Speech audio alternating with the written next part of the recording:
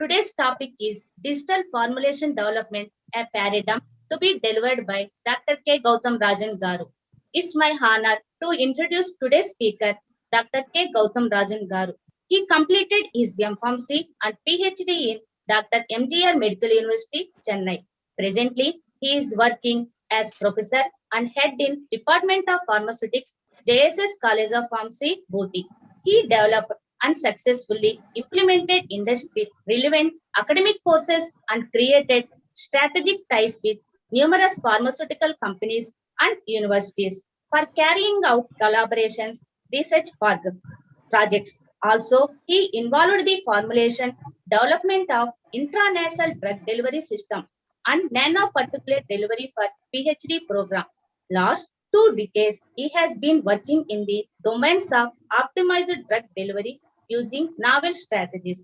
At present, he is trying to optimize the customized drug delivery system for personalized therapy. He guided more than 50 PG students and 14 PhD students. He has executed various government-funded research projects like DST-SERV, DBT-NER, AICTE-RPS, DST-FIST. He is a consultant for various pharmaceutical industries and key involvement in technology transfer of drug delivery products to industries. He bagged several awards and rewards like C.V. Raman International Fellowship for African Researchers, multiple Best Porter Award in national and global platforms. He has earned 150 publications in peer-reviewed journals, 4 books, 12 research projects, 100 conferences, presentations, 23 patent applications. He is one of the additional board of over a score of journals and reviewer for 60 peer-reviewed journals of high impact.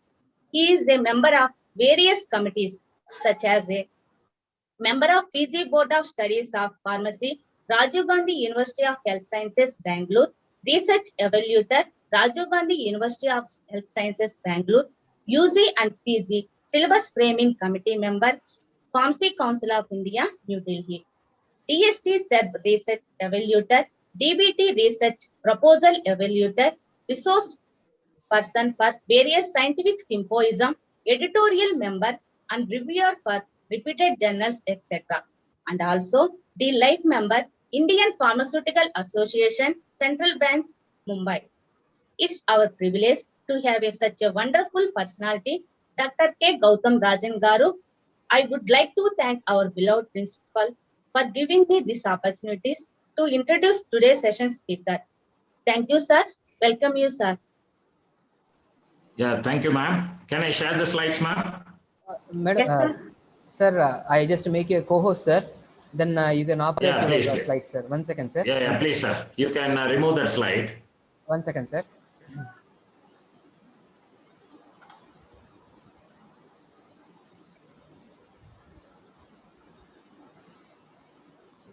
Yes, sir. You can operate your now, sir. I Yeah, just I'll make check you it. co-host. Yeah, I'll check it, ma'am. Yeah, sir. Okay, sir. I feel the slides are visible, am I right? Yes, sir. Face is not visible. Then everything is fine. Yeah, here power failure, sir, actually, hill station, flooded. It's visible right now, sir. Yeah, my Make it- video, little bit confusion.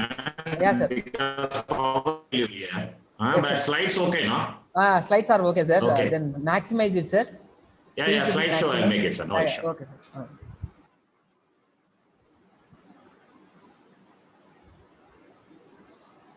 It's okay, sir? Yes, sir. Then fine, sir. Excellent. Then you can start. Yes, sir. Amit. You can Yeah, start now, okay, sir. No problem. Thank you. Thank you very much. Good morning. Good morning, sir.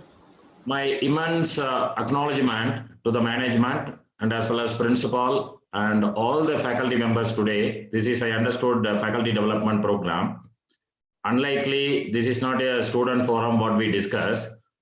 So any mistake from my side subject wise, at least we can bear that particular this thing. At late we can put it in the chat box. We can go for discussion because I feel a little bit nervous. We are going to discuss about teachers forum. Am I right? Clear?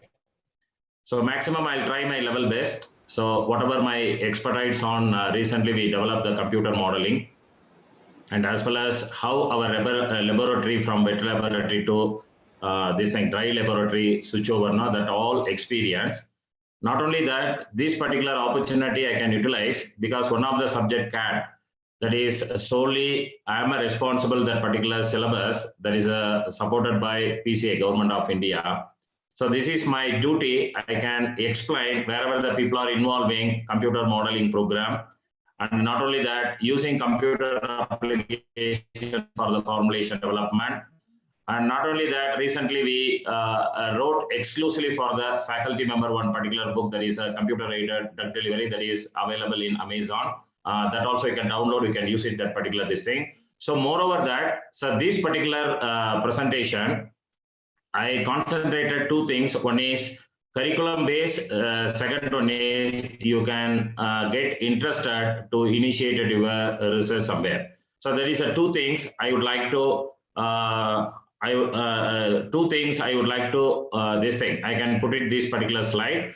Moreover that, not regular talk, intermediately I can put it some of the slide. Yeah, that is updated videos that's maybe more useful, where exactly people are moving from conventional method of research to and a computer modeling platform. So this all the thing my preamble. So before entering my this particular slide, so I would like to present the presentation disclaimer because most of the material I took from Google and some of the videos, this thing from YouTube. So this is my duty. I can present the presentation disclaimer. Presentations are intended for educational purpose only and do not replace independent professional judgments. Some pictures and facts are taken from the web and other sources, likely such reference notes. Attendees should note that sessions are audio recorded and may be published in the various medias, including print and video formats, without further notice. Before entering our platform, most of the time we had an experience of having working in a wet laboratory. Most of the time we are designing our hypothesis, and most preferably, most of us, including pharma industry, preferably people are working in the lab. That is nothing but wet laboratory, experimental purpose and experimental this thing, hypothesis and aim and objective. And end of the day, some of the observed are experimental outcomes we are doing. This is the routine work most of the institution. Not only that, most of the pharma industry still they are following. But no longer this particular strategy is supposed to be in our era, because the COVID-19 itself teaches us so how we switch over from conventional delivering, that is a teaching model, to online teaching model. That is one of the opportunity you people given. Even without traveling, we are meeting and discussing all those things, this type of, including that international symposium and conferences. So I feel this is a great opportunity. We have to come forward and we have to set, there is a set of our mind, otherwise state of our mind, such a manner that we have to transfer and we have to switch over. Otherwise, simply I can put it here, accept our transformation from wet laboratory to dry lab. So that is an interesting slide I given. Pharma industry. Maybe exclusively LA hospital and reputed pharma industry. Most preferably, people are depending on the computer. This particular strategy start early 2000, and now full-fledged wherever you can go, web portal and maybe computer application oriented pharma and as well as medical field and whatever, even surgery. And now people are talking about more on artificial intelligence, machine learning, deep learning, so many things you people are come to understand. Before, just a couple of decades before, nobody knows that, nobody given the right and as well as appropriate answer, what has it been deep learning. So now even school level, people are talking about deep learning as well as machine learning as well as artificial intelligence. Not only that, regularly we are using, including our app and including usage of regular usage of our accessories like mobiles. That is a point I given here. We would prefer not to miss the flight of the digital health. Is a very, very important role on the international level. Not only that, India also digital India, emphasizing that we have to switch over. Otherwise, you have to accept this particular changes. Otherwise, they're not the next couple of years. I can say next couple of decades. So that is a thing. For your understanding, given if pharma does not prefer for the coming wave of the change, we won't have an industry at all. So this is the same one of the reputed pharma industrialist. So this is the statement you can easily to accept not only pharma industry side, even teaching side also. Still we are in the blackboard system. I cannot say that blackboard system is a very poor. It is a more and more essential for the early and as well as budding pharmacy side. Whenever you can go for next level of research and we have to associate it with international collaboration, at least we have to transfer transformation. We have to accept such a manner that we have to adopt teaching models, such a digital model we have to, otherwise I can put it at least hybrid model. Okay, before entering next slide, I can show you one particular video. You can understand how our hospitalized system and as well as our diagnosis system working. Then automatically you can understand where exactly we are and how to strengthen our this thing. So this particular information you can transfer to your student. They can easy to adopt this particular situation. Purely it is meant for perspective of career perspective of student point of view. I'm running the video, so not visible. Let me know, ma. Okay, sir. Yeah, video is visible now. Not ఇంకా రాలేదు sir. No, sir. Not yet. Not yet. Yeah, sir. Sir, because there is a slide inbuilt. Again, you have to share a video. Okay, sir. Okay, sir. Okay, sir. No, video is not visible. No, sir. Not visible, sir. There is a link. Okay, that's all, sir. I'll upload once again. Okay, sir.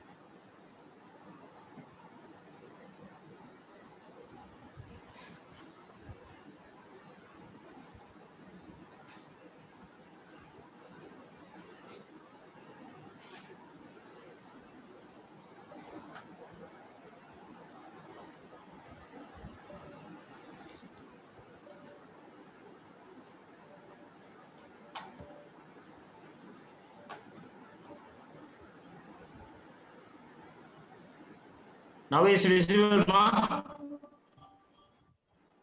No, sir. No, I'll try, mother. Sorry for inconvenience, little confusion.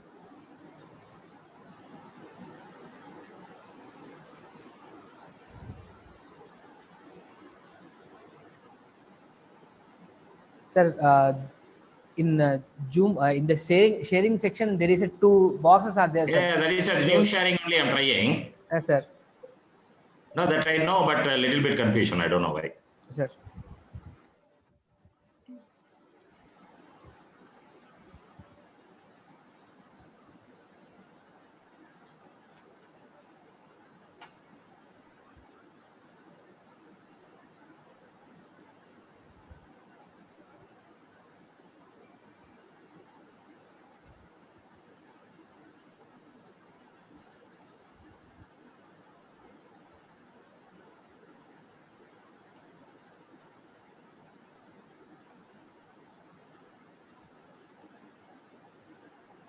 Now it is visible, ma? Yes, sir. Yeah. You just play it, sir. So now already played, ma? No, sir. Screen is showing, sir. That's all. Only images are there, but video is not running. Okay, I'll check it, ma. Now maybe some confusion, I don't know. Better I can come out this thing now. That slide I will show you this one. Okay, sir.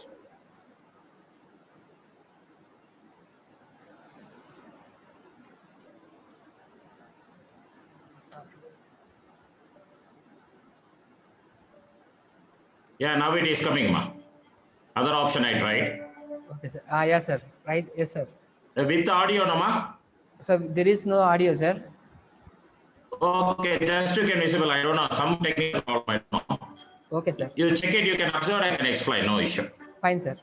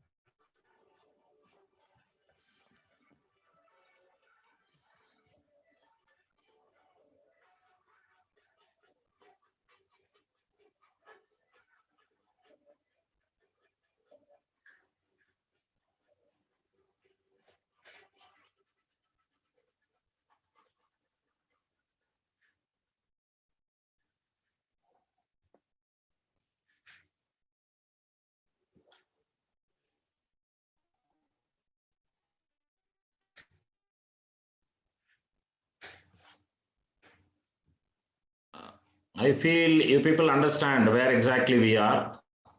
Slides are visible, no? Yes, sir.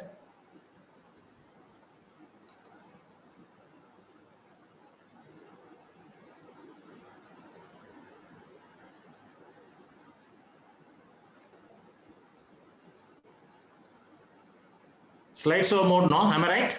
Yes, sir. Moving, sir. Yeah, right. Now you see, I hope you enjoy this is our complete this thing transformation of from conventional model to health world. So at least we have to accept these particular changes. No, then only we can little bit higher level we can think about little bit research. That is I think my humble request to all the faculty member. At least wherever possible, we can adopt these particular changes. That is the computer modeling program, or maybe either wherever suppose you are working, maybe in the cognizy or maybe Chutix or maybe pharmacy practice, wherever doesn't matter. Even including regulatory, I'm telling. So these all the 6 changes predominantly happening worldwide. So that is nothing but first one is empower the patients. This is a very, very important wherever people working in pharmacy practice side and where exactly people are associating with the hospitals. And the second, wherever people are working in the technology side, augmented and virtual reality. So wherever exactly, if you want to, hypothetically, if you want to say something that generally international level or most of our reputed university, they are adopting augmented and virtual reality program. So there we can easy to understand depth understanding of the particular molecular level mechanism. Automatically you are in the position you can design properly where exactly if you want, especially for molecular level research, best example, cancer therapy. And third is very important. This is your future. It is nothing but simply, I can put it here, personalized medicine. It is genuinely customized medicine. That is a right dose. Anyway, a couple of slides after some time, I'm going to discuss about this particular matter. And it is all the problem. Whenever we are talking about personalized medicine, there is a technology that is already evolved and already people are working 3D printing drug. Medical field already evolved. People are printing a lot of organs. The same technology adopted. Most of the time people are working in 3D printing in the pharmaceutical industry side. And fifth one is most of the time people are working on body sensor. This is very essential patient care. So exactly whenever people are working on this particular body sensor, after people consume that particular medication, we can easy to monitor by health professionals. And ultimately, end of the world is nothing but artificial intelligence. How far it is true, or maybe how far it is applicable for future research, I don't know. But exactly people that already they started, whatever the research, even basic research to advanced and the technology and the translation research, everything in and one manner, at least they are using this particular artificial intelligence phenomena. So what I'm trying to say, this sixth trend supposed to be shape the future pharma industry. Not only that, how these particular six changes, how you are going to adopt, that is the first challenges. Not only that, these changes, how regulatory agency they are regulating this particular this thing before entering to customer side. So these are the things very important role. I don't want to describe about all the maybe for many possibilities I go to discuss about individual future medication. Now my main role is supposed to be computer modeling, how to develop formulation development. This segment I'm going to discuss about not only formulation development, basic thing, drug discovery and dissolution, and how that particular pharmacokinetic and pharmacodynamic, and including clinical trials, what exactly happening in our department, that all those things. So based on that, you people may get interested to start this particular computer modeling program as well as research point of view. What is our ultimate goal? For your simple understanding, as FDA also, you can look at that any regulatory agency. For example, I can take an here FDA. The ultimate goal of any agencies, you can look at the ultimate of any agencies, right drug, right patients, right dose, and the right time. Am I right? So this is most of the time you people are understanding, most of the research we are working towards this particular personalized medication phenomena. So this is nothing but personalized medication, that is when you are in the position, your research outcome such a manner that is the right dose, right patient, that means right patient, right dose and the right time. So your research supposed to be aligned with future direction. Otherwise, somewhere you are hypothetically, or maybe your hypothesis, or maybe aim and objective somewhere failure model. That you can keen observation whenever you are designing this particular dosage form. That is a paragraph I given. Personalized medicine. So this is nothing but you have a little bit knowledge about genetical matter, that is simple. Technically, I can put it here, pharmacogenomics. So whenever people are talking about this particular, or people are accepting these particular challenges,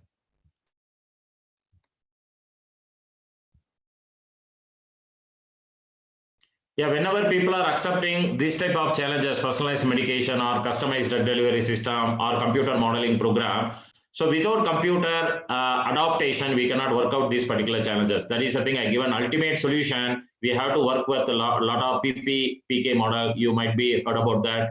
Drug disease modeling and PK/PD modeling, meta-analysis, statistical, that is higher level of meta analysis, and the system biology, cellular, virtual cellular traveling. So many things people are working, and so many industry they are adopting already to understand better manner how to bring the right patients. So this is our ultimate goal and ultimate solution. So in this point, I would like to say computer is the unavoidable this thing tool for your research and development side. Not only that, even already I told that teaching model also. So before entering our main point of our discussion, at least you can understand a little bit our quick glance of our drug discovery. You know that everyone, even all the researchers and scientists and teachers, most of the time we are discussing with the students also, drug discovery is the maximum challenges. Minimum it need 20 years, am I right? So 20 years minimum period, then only we can think about at least 1 or 2 molecule, potential molecule. Nobody knows that after clinical entry, phase 1, phase 2, phase 3, then only come to know that either you can understand that is suitable for the patient side or not. Otherwise, we can say that potential molecule working on certain pharmacological action, you cannot give a guarantee either it is adaptability, compatibility with the patient population.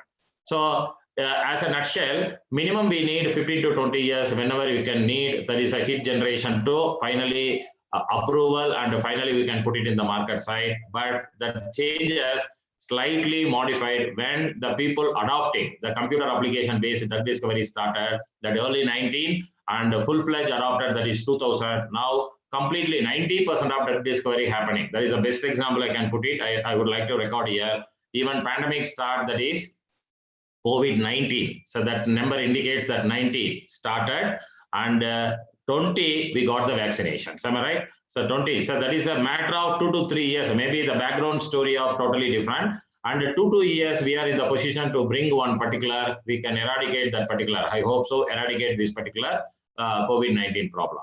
So this is the fastness. This is the helpful whenever we can talking about computer aided drug designing model. You can do look at that. The time period generally what will happen, that is 12 to 20 years general conventional model, and for roughly for understanding 7 to 15 years. But 7 now the trend completely that proven enough COVID vaccine, not even 2 years. That is a short time off. So below 2 years, the people that brought successful, a lot of vaccine, not only single vaccine, lot of different variant COVID challenges people, they brought a lot of vaccines available in the market.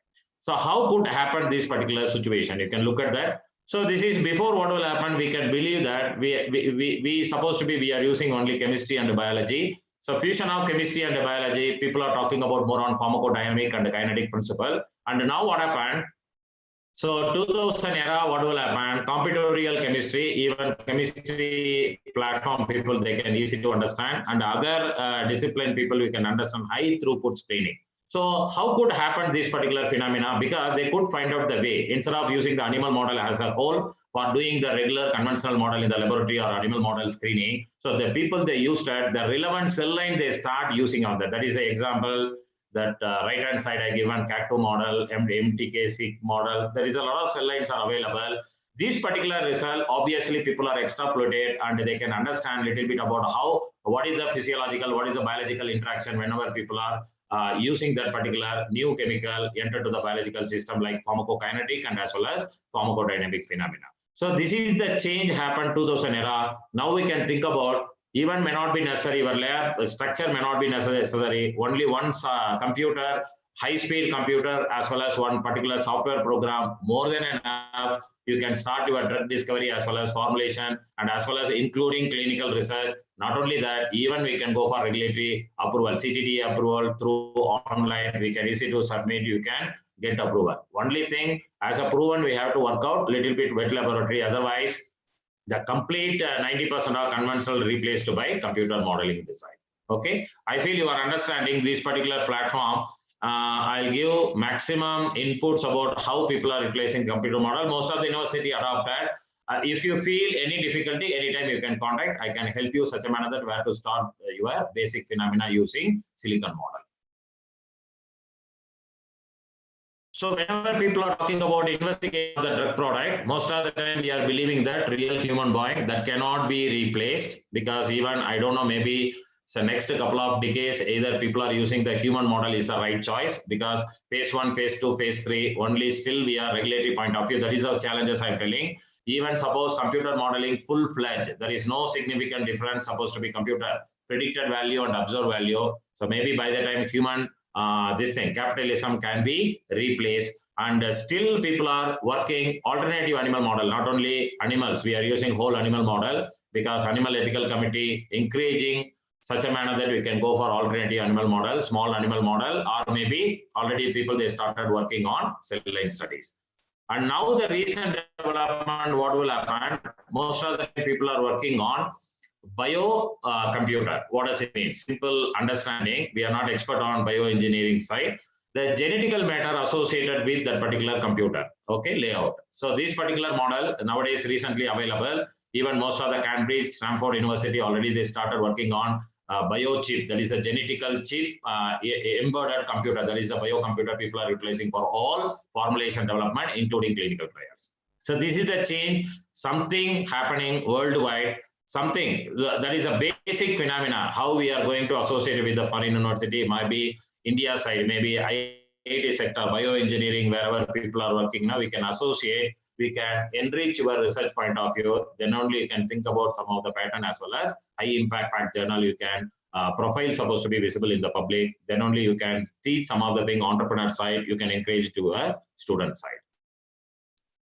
So very interesting thing, whenever people are talking about computer-based biostimulation strategy. So simulation is nothing but already you know that I don't want to go this particular point because everyone knows that simulation is the strategy most of the time now, including gaming and riding, and not only that, even technology side, and now slowly adopting in the pharmaceutical technology. There is a formulation development side, so clinical side, people are simulated and they can understand finally end of the day based on the predicted value, and by using the computer modeling, people are working for regulatory side as well as the development side and including manufacturing side. So FDA and even in Europe, there is a bigger regulatory agency have also taken notice.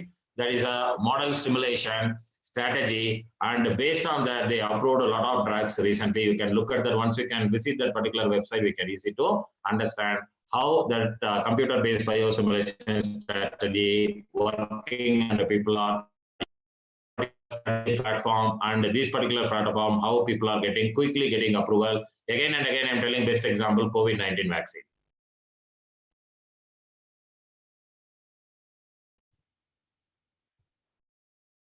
Yeah, what are the benefits of MS, this thing in the biopharmaceutics, especially the mechanical models, that is a PK-PK. Already I told that what is the ultimate goal and what is the solution using the software program, PK-PK absorption, mechanistic way. See, this is all the name what I am discussing here. So this is the challenges, utility of, anyway, a couple of slides after some time I'll give a lot of software, free software and the paid software I'm giving. Wherever supposed to be possible, you can train on that. And the mechanism-based diffusion models, and as well as computational fluid dynamic, very, very important. That is before understanding your artificial intelligence, there is a fluid dynamic. It is most of the time, preferably engineering side, people are utilizing this particular stimulation. So basic thing we can understand, we can easy to adopt it wherever supposed to be possible. And end of the day, there is people are working on more on molecular modeling to complex drug substances. Not only that, empirical model, PK-PD model, and a statistical regression. Most of the time, you people are using statistical approach to design, and they pick up the right formula for optimization. And not only that, most of the time, regulatory concern, post-marketing, surveillance data. Most of the time, prediction, how my particular dosage form is supposed to be next couple of decades. This all put together, I can say that creativity and innovation. And not only that, using this particular information, people are working on simulation side, virtual bioequivalent simulation already started.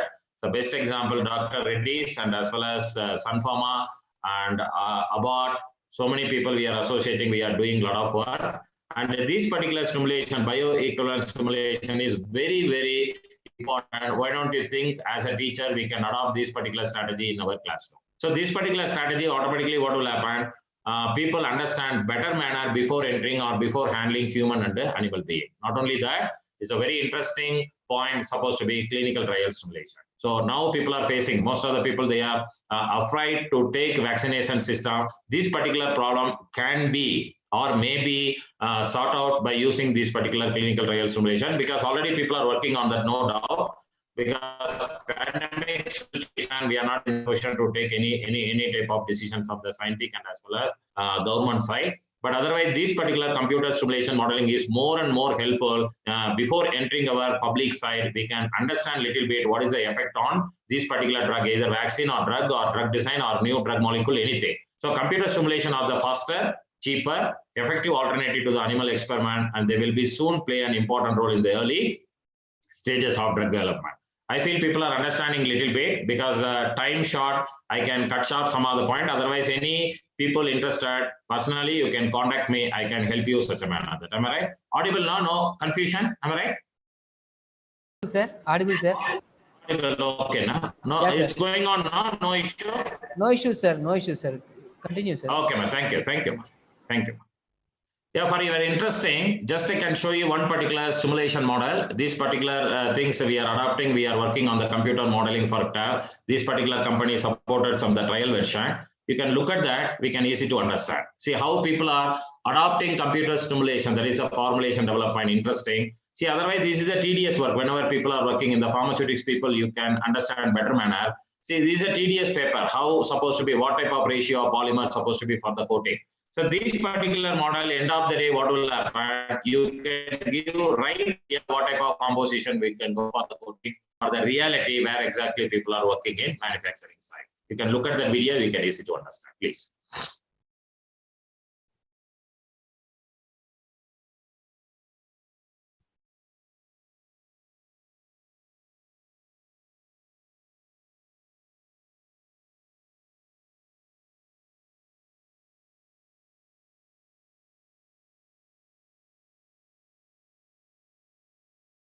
Now video visible, am I right? Inbuilt.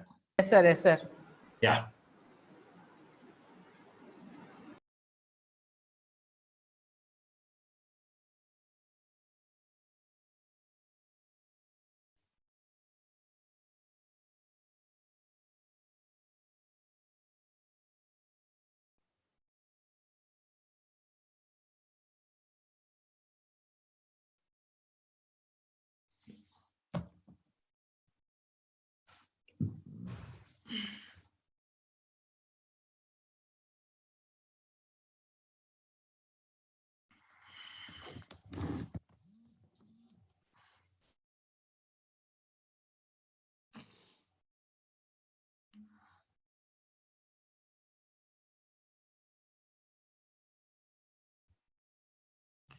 Yeah, I feel you can understand a little bit about how the simulation, it is a more useful whenever people are working in the wet laboratory side. Before entering the wet laboratory, how that particular information useful extrapolated this particular point. Am I right? So this is very, very interesting whenever people are working on pharmaceutical development. Not necessarily we need all the equipment before.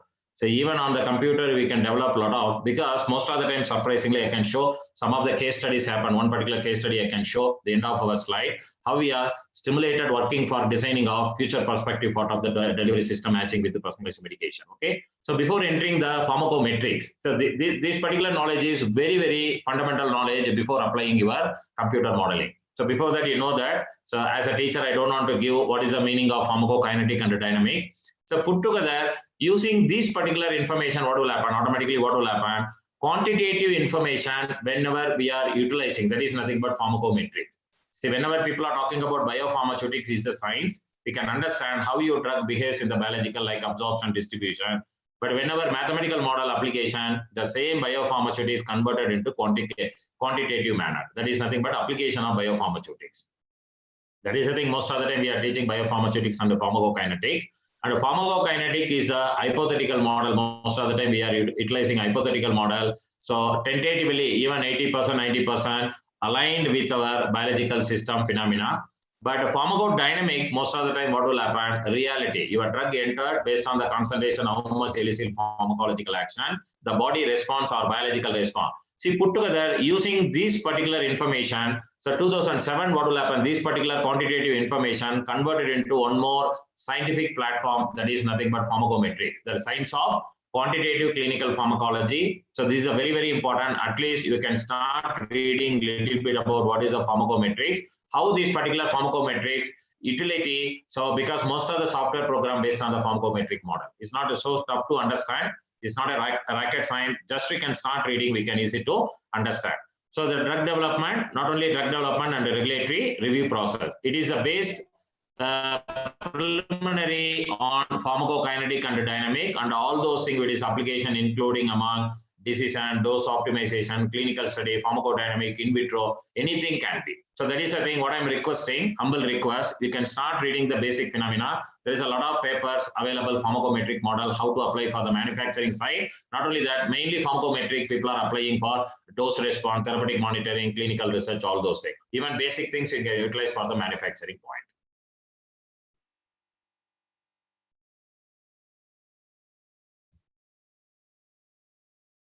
Yeah, this is called ultimate. So even as a formulator, they can understand this particular this thing, even pharmacology or cognitive, whatever, any field. This is the complete phenomena how we are taking right away our dosage form to this thing. That is a end users. So whenever after drug discovery, what will happen? Your dosage form such a manner that what will happen? Dissolutions, and as well as dissolutions span two phenomena, that is the solubility and permeability, because you know that this is a worldwide acceptable phenomena, solubility, permeability based biopharmaceutical classification system for designing dosage form. So why we need? Because solution is a prerequisite for the absorption. It's supposed to be, I'm not talking about other, what are the factors supposed to be influencing.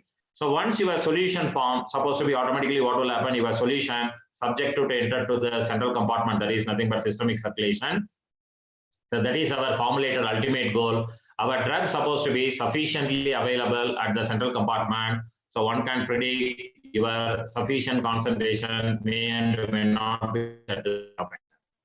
Probably this is the strategy generally people are working in this thing, ultimate goal of human models, pharmacokinetic measurement. Based on the various pharmacokinetic manner, one can understand what is the effective bioavailability of the different type of dosage form or any reformulation or changes supposed to be happening. Ultimately, people are working on this thing. So before entering that particular bioavailability models or bioequivalence model, people are believing more on that dissolution, because already that mantra stands, solubility is very important. So that is the thing, most of the time people are working on solubility phenomena, that is nothing but dissolution point of view. Then dissolution is passes, then automatically people are designing such a manner that human model, that is nothing but bioavailability and bioequivalent studies.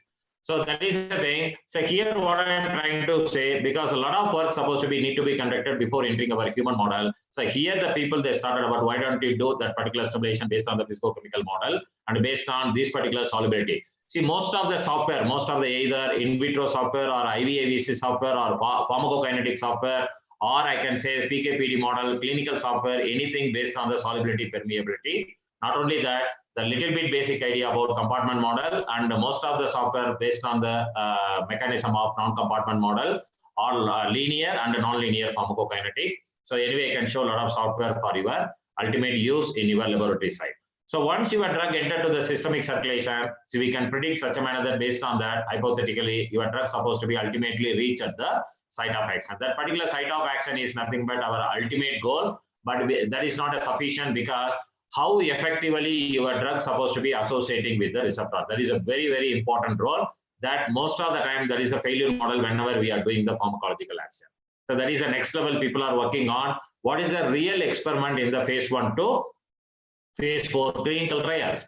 So whenever you are entering the phase 1, phase 2, phase 3, phase 4, ultimately what will happen, one can understand what is the reality of your potent medicament. Really it is working on different type of population, because each individual has a different genetical matter as well as pharmacogenomics and phenotype and maybe different genetical variation. But how your drug behaves and what is the therapeutic effect, nobody understands unless otherwise you have to subject phase 1 to phase 4. So now what happened? So here the pharmacological also alternative animal model people are taking and understanding this particular information, people are translating to the computer, and from the computer they are modeling and simulation. People are understanding little bit about clinical efficacy, how our drug supposed to be, may and may not be, that particular drug supposed to be, how supposed to be effectively when it is entered to the clinical side. See, now automatically what will happen, we can easily to correlate your dissolution and in vitro, in vivo correlation and a PKPD model and as well as clinical efficacy. So now what I'm trying to say, so because of this particular platform, now even all the regulatory people, they are accepting this particular computer simulation model. Am I right? That is nothing but modeling and simulation is a very popular model. Most of the time people are replacing to speed up their research and submitting the regulatory application. That is one of the reason, again, I'm telling, lot of need-based drug, including cancer drug, quickly, say even monoclonal antibody and a lot of 3D printing drugs are available in the market, and some of the need-based, that is the orphan drugs, so many drugs are available in the market quickly. Again, I'm telling the best example, COVID-19, variety of vaccines are available in Indian market. Am I right? Clear? I feel this is a basic fundamental law and as well as basic supposed to be information we need. Once again, I'm not neglecting, even you can information student, the basic fundamental understanding is very important, you cannot neglect. So without basic understanding, you cannot operate, because interpretation is very, very difficult, because unless otherwise, nobody knows that. Even student doesn't know that solubility, permeability phenomena or biopharmaceutical classification, they cannot understand model, simulation model, because they are not in the position to interpret this particular result. Okay, right.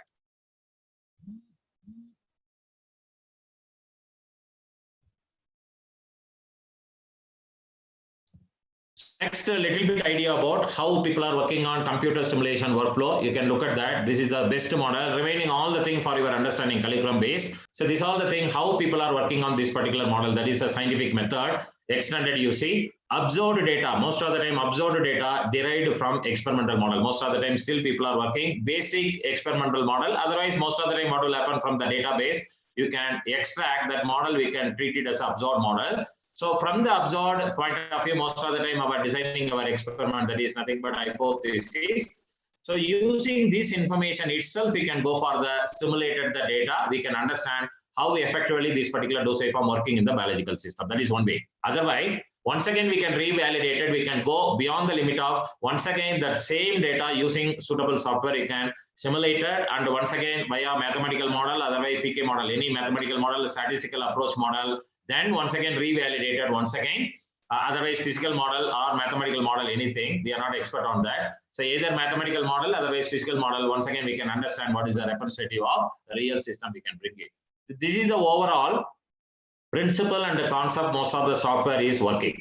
So that is the thing, whenever you are working or utility of any software, best example GastroPlus or something, you have to take it sufficient literature survey, collect sufficient data available from the literature, not only that literature, preferably, generally we are working from the regulatory side.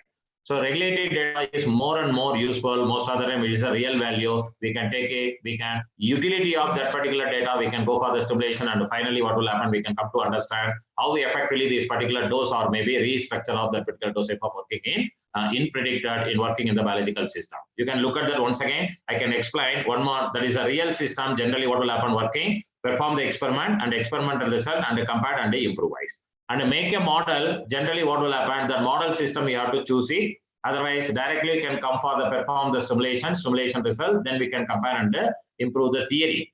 So based on the theory, once again, you have to come to the conduct the wet laboratory. That is, you cannot the experimental model. Purely some of the advanced models are available, model system. Construct the appropriate theories, and the theoretical you have to strengthen, then we can go for simulation, then simulation we have to go for comparison of the with data. So these all the three integrated systems are available. Based on these three systems only, the softwares are available in the market side. I feel you have a little bit idea about how computer modeling and the simulation people are working for research and development side.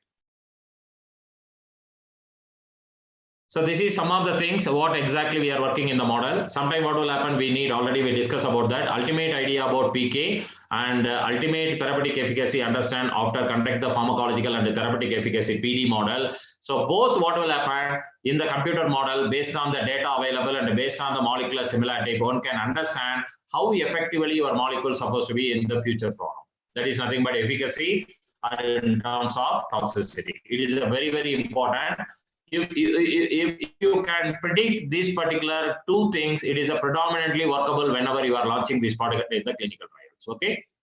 Most of the time, people are working in alternative animal model. Preferably, there is a basic fundamental law. And the second, people are working in animal model once again. And ultimately, people are going for human trial. So, using this particular fundamental information and sufficient and ample information, one can decide. So this particular drug, you can predict what type of population is supposed to be. That is a patient population you can decide. You cannot say that your dosage form, your drug molecule is supposed to be worldwide, cannot be launched, because most of the time I told that pharmacogenetical matter is a vital role, that is a therapeutic efficacy of that particular molecule. Okay, exposure variabilities, response variability, and treatment adherence. That is the thing most of the time in vaccine also people are facing.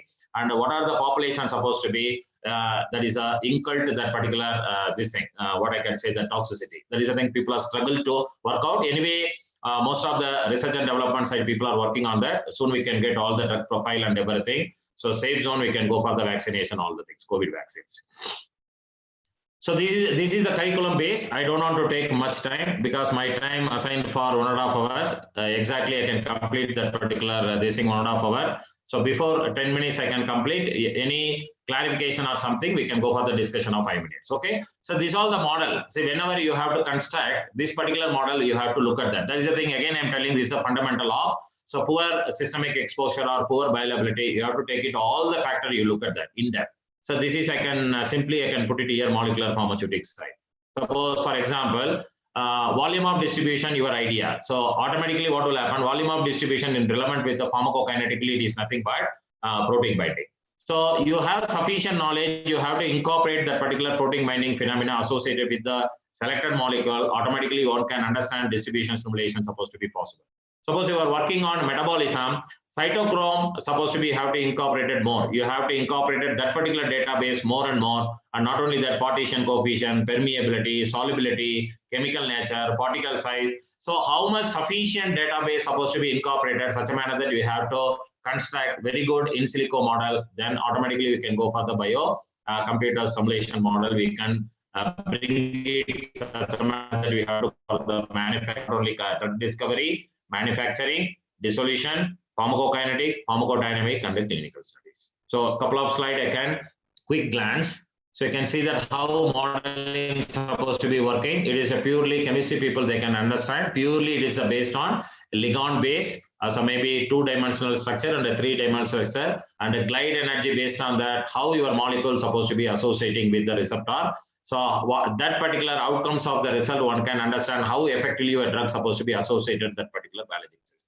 Okay, this is all the thing. Once you can, there is a lot of softwares are available. So drug discovery is the best software. So even sometimes you can request, you can get the trial version, you can work. So not only that, what I'm trying, based on the structural related activity, you can predict a little bit about absorption, distribution, metabolism, and structural similarity. We can bring it some of the information, pharmacokinetic information, we can bring it this particular part. So I'll come to the point of interesting point of our pharmaceutics people. I feel most of the pharmaceutics people, see, whenever you are talking about solubility, purely people are taking about molecular phenomena under partition coefficient. You know that how partition coefficient HLB value is supposed to be workable based on the molecular structure, and either it is hydrophilic and lipophilic. See, this all the information once sufficiently with you, automatically you can stimulate virtually, you can conduct this particular experiment of unknown molecule. And industrial permeability, most of that you look at that, it's a very big data. You can look at that a little bit information about active and passive mechanism. Preferably that active mechanism, what are the transporter, what are the receptor, what are the carrier mediators supposed to be considered. Not only that, chemical nature, how chemical nature and the chemical structure supposed to be related, associated this particular mechanism. If you have sufficient data, automatically you are in the simple manner, we can easy to simulate, and automatically you can come to understand. And a little bit, even not only that, even with the permeability, automatically you can associate it with the pharmacodynamic parameter very easy. Okay, likely you can look at that. Distribution side, automatically people are taking much more information about the protein binding, such a manner that people are predicting something. This is very useful whenever people are talking about protein binding, purely related with the pharmacodynamic and the clinical trials.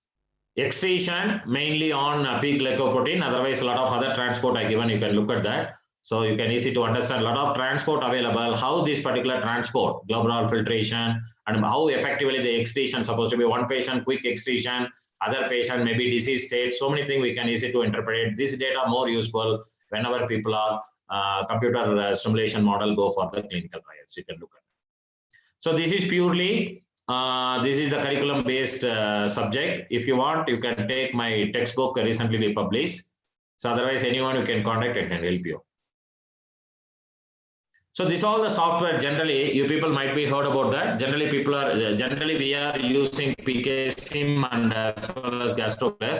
So little costly, at least your institution level, think about little bit investment on that. So you can bring it a lot of paper publication. Not only that, you can using this particular data, little bit wet laboratory, we can go for the patents. Not only that, generously nowadays, a lot of funding agency, they are talking about this thing, biocomputer simulation model to bring a lot of medication for COVID-19, not only cancer, Alzheimer, so many things. So it's a great opportunity, what I'm trying to say. So that is a thing, at least you have to get little bit training. There is a lot of free training available. Otherwise, really certificate-based training programming. Faculty people know you can work out. There is a lot of level 1, level 2 training program available. If you need, I can share the particular detail. So once you can complete, this is a great opportunity. We can enter the research and development side. Not only that, if you people are interested working with industry R&D level, you can associate. We can start working with. Unless otherwise, you have to familiar with biocomputer stimulation model software, at least GastroPlus. So recently, why I'm talking about GastroPlus, I am not a representative of this particular software. This software, worldwide regulatory agency accepted because the prediction and observed, there is no such significant difference between any show my laboratory model and as well as case study. You see that experiment model. So this is the experiment model. Generally, we are working in the department side. We have to collect. You can look at that. I don't want to give complete elaborate this particular point. See, wherever possible, suppose you are working for oral or suppose you are working for ocular. See, what are the factors influencing all three factors? There is a physicochemical and a biological factor. We have to consider all the factor put together, how this particular factor influencing your drug and as well as drug and drug product and any novel drug delivery system. See, such a manner that we have to, because basically GastroPlus providing independent software for oral delivery as well as ocular. So independently we can work that particular model, we can stimulate, we can such a manner that we can bring it outcome. Then finally, the outcomes of that particular once again revalidated. If time permit, you can revalidate it, put it in the laboratory side. We can work in an animal model and a human model. Fasten your research and development and put ultimate idea, your reach your product, that is the end user side. So this is specifically, I can say that oral drug delivery system. So here one small video, you can look at that, how that particular recently launched pills, electronic pills to observe our pharmacokinetic and pharmacodynamic.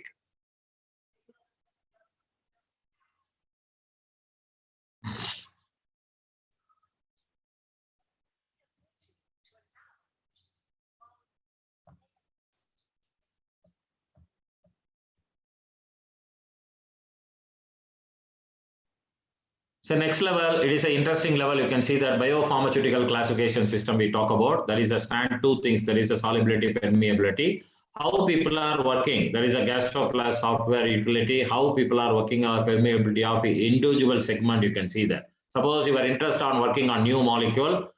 We may not be knowing how to associate with the biological system and enter. Maybe that particular drug entered to the GAT track. So you can. Based on the structural relative activity, we can collect all the literature, we can incorporate, we can find out how your drug is supposed to be predicted value, supposed to be, how supposed to be whenever you are launching to the market side, how supposed to be behaves. You can look at it to get the result after stimulated this particular this thing, that is stomach, duodenum, jejunum, and the liver, how it react with the gallbladder. This is nothing but your drug, how reacted with the biological material, like protein sometime, maybe enzyme, or maybe transporter, or maybe blood component. See, this all the inbuilt softwares are available. Once we can allow your molecule, allow your database inside automatically, it will take a little bit time. Sometimes it will take 1 or 2 weeks also, and finally generate and give it such a manner that we can check it. So my new molecule, otherwise new this thing, designed dosage form, maybe nanoparticle or liposomes, whatever, how supposed to be predicted. So based on the prediction, immediately can cut short so many parameters, am I right? So directly we can go for the animal model, we can come to know that surprisingly, the predicted and observed value, both are similar. That is a error value supposed to be less than 10%. So confidently we can say that my drug dosage form supposed to be working well and for particular disease, or maybe it is subjected for changing the physiological function. So directly we can go for the publication. Otherwise, directly we can say this particular information to the company. Automatically they are interested. We can sell. You can inbuilt your financial assistance from the company to institution side. That is the thing. Generally, we are working on that. So again, followed by what will happen, that is a modeling stimulation. Next point, very challenges is nothing but permeability, and followed by prediction of pharmacokinetic parameter. So using this particular software, automatically we can find out a lot of parameter. It is very simple. Even PK sim and PK solution, a lot of free trial versions are available. Once you can incorporate this thing, blood serum and blood plasma or urinary data, automatically calculate and give it. Using that particular parameter, we can easy to understand how effectively your drug is supposed to be take place whenever it is entered to the biological system, like bioavailability. So likely, I can say that interesting point, dissolution. If you are working so many things, this is all the syllabus base I given some of the for your interesting, since the faculty are listening, maybe this is more useful. So here a lot of in vitro model people are working. If you have sufficient data, automatically there is no surprise. We can go for IVAVC, because IVAVC is a key element in the regulatory application for approval process, or approving the particular regulatory or outcomes of the new product, IND or NDA application.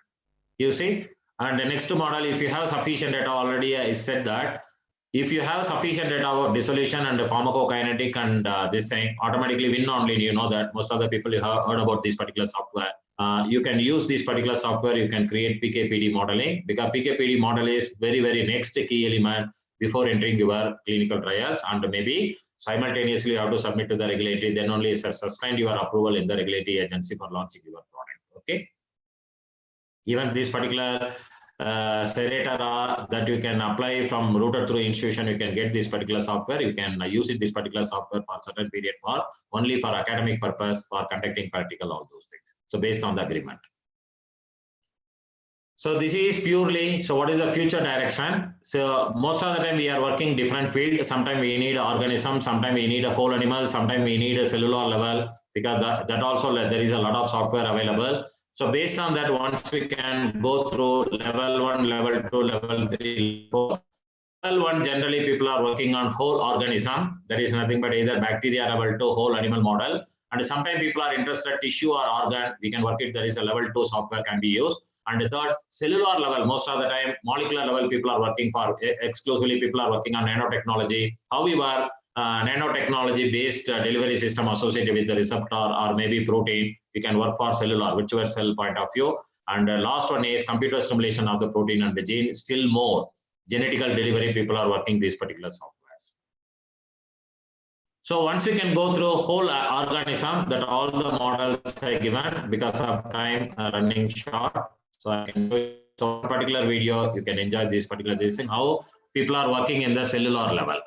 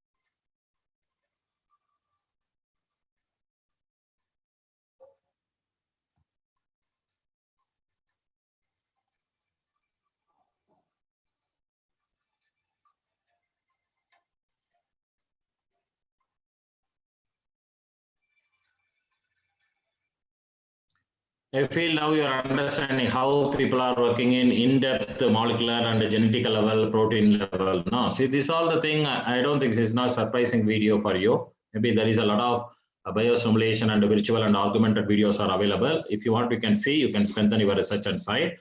This is my complete recap of my discussion. You can look at that, where I start the particular need of the computer modeling and drug discovery, and as well as formulation development, how that particular formulation drug development involving dissolution, pharmacokinetic and pharmacodynamic, and how effectively this particular database we can simulate, we can understand that is a clinical trial, phase 1, phase 2, phase 3, all those things. So yeah, put together, I can keep it here for your understanding. So right and left hand side, I can given some of the useful software, preferably most of the software I given here, most of the time it is a free software, as well as a demand, they will give the trial version. So if you have interested, we can go through where exactly you want to work. So that you have to decide, either chemistry background, you can go for drug discovery, formulator, most of the time you can go for the formulation development side, and the pharmacology and pharmacy practice people, most of the time they can more interest on clinical trials, and the regulatory side people are working on drug approval process, all those things. So these all the things we can take this particular database, wherever any doubt or clarification, you can contact. I can help you wherever supposed to be possible. Okay, this is the model. You can look at this is the two model we are working in the laboratory. Case study is a matter of 2 minutes I can complete. So one is we generally two area we are working only is oral absorption of existing molecule available in the market. What improvise can be made. Second, the existing model, the drug already available, and what are the dose changes supposed to be subjected for the ocular, how to improve the pharmacokinetic parameter. These are two segment we are working, the same basic phenomena I told you, same manner we are working, that you can look at the ocular, computational prediction, pharmacokinetic simulation, and a predicted concentration profile. Such a manner that what will happen, this information automatically what will happen, even this particular model, not necessary we can overcome a lot of chemical burden as well as instrument burden. At least you need one particular software you can, but only thing student and as well as guide collect sufficient data incorporated, then sufficiently you can get the this thing predicted value by using that particular respective software. You can look at that case study. The one example I can give an PKPD model, that is gastro plus stimulated for the oral drug. Two challenges drug we taken recently, carbamazine and this thing, cyclosporine. The two drug what will happen already available, but even though there is a lot of relevant problem for erratic absorption as well as due to the poor bioavailability, and not only poor bioavailability, even dose dependent side effect. This all the thing we requested, we got 15 days trial base of GastroPlus software. So we work out, we can look at that, the blue and orange color predicted and the reference value. There is no much difference. Even we didn't spend single paisa for the chemical, but we predicted ultimately this particular data very useful. Directly we can go for the regulatory. Hypothetically, I'm telling. But once again, we can easy to prove because already predicted and the reference value, there is no this thing. There is a predicted error. You can say now there is even regulatory people, they are accepting 15%, but we got only not more than 7%. We got it. That is less than 10%. So what I'm trying to say is a matter of 15 days we will complete a huge work. What exactly people are working in industry. I have this particular data directly. I can approach any of the industry supposed to be interested. I can work this particular thing. Generously, they can fund it. This is nothing but private agents fund is a very popular. Depending on government side, self-generated fund depend on industry side. We can create a lot of fund flowing to your department. You can start up research work, collaboration work, a lot of publication patterns. We can do it. That is the only way. So I am in the picture today. So what are my expertise I can share? You people given the great opportunity for sharing, but because of time constraint, I cannot go for in detailed manner each slide. But anyway, I feel more comfortable. You people little bit understanding. Am I right? Without any boring. This is my overall research and development of my department. Recently, Government of India recognized to Center of Patient-Centric Drug Development Customized Delivery. So recently, based on this particular concept, one of our concept recently published in the Nature. You know that Pharmacogenomic Journal is one of the popular leading journal, comes under Nature publication. Not only that, second evidence I given, our research, most of the people interesting to download, that is 2018 and 19, maximum downloaded from Trailer and Francis, that Willy publication. So what I'm trying to say is not over-exploit of my research point of view. It is interesting what exactly right type of research we are working. People are interested to download, they are reading, they are associating. In this manner, your visibility, you can bring it maximum. Not only that, as a teacher, we have to support more to the student point of view, their career and as well as their development activity. Ultimately, we have to support such a manner that they have to elevate their entrepreneur side. So that is the point I show this particular. Anyone, this slide, anybody interested, we can just get contact. So end my slide. So now we can, interestingly, you can see market analyze, millions of worth that share market. So you can look at that people are investing only computer modeling and stimulation side. So not only that, it is the first place you can go to that GastroPlus and PK some software, so many things. And you can down last paragraph, some of the key player, biostimulation marketer, Serata, there is a win on lead, and GastroPlus and Suringer, a lot of this thing. Even PC also recently conducted this particular hackathon. So such a manner that we can enrich this thing. So end of my slide with the jovially, I can say that there is a good news. We are probably not living in a computer simulation, but I feel I'm in artificial intelligence forum, I think so. Thank you so much. Given opportunity, all the management, all the faculty, especially my big thanks to patiently listen my talk, all the faculty members. I feel I given little bit knowledge is a computer-based knowledge. I hope so. I given. I think so. Thank you. I can leave this forum to the chairperson. Sir, very informative and informative session, sir. Uh, actually, Yeah, please, ma'am. actually, this type of talk we didn't listen yet, sir. So this is Okay, beautiful. okay, please. The slides are very beautiful, and the information is to be very knowledgeable, sir. So there is a question from the one of the participant. Is that Yeah. what is the source of getting free Gastro Plus software for trial purpose? So my answer is very simple. First one is your interest. Again, you can ask that particular vendors. That's it. So most of the vendors, what will happen now? Business people, am I right? Yes, sir. See, once we can ask you are based on your profile and based on your demand, no, automatically routed through institution, no, automatically generously they can give this thing. Anyway, they will put a question when you are going to buy this particular point, but automatically you can give a guarantee, no? What is that? So once you can approach that particular vendor, electro lab, now they taken Gastro Plus this thing, business, I think so, India. Sir. So once you can approach, that is the thing. Basically, you have to strengthen a little bit in your department, visibility, your institution. Already your institution is very popular. So Sir. routed through, you can approach that particular vendor, automatically they can help you. That absolutely no problem. Sir. Any difficulty, my contact, I can link that particular contact, you can take place. That also possible. Sir, one more thing, sir. Yeah. Please provide the name of your book on CAD. So they're asking. That is a textbooks of computer-aided drug delivery. Anyway, I can share this detail to principal side. Otherwise, I can share that yesterday I received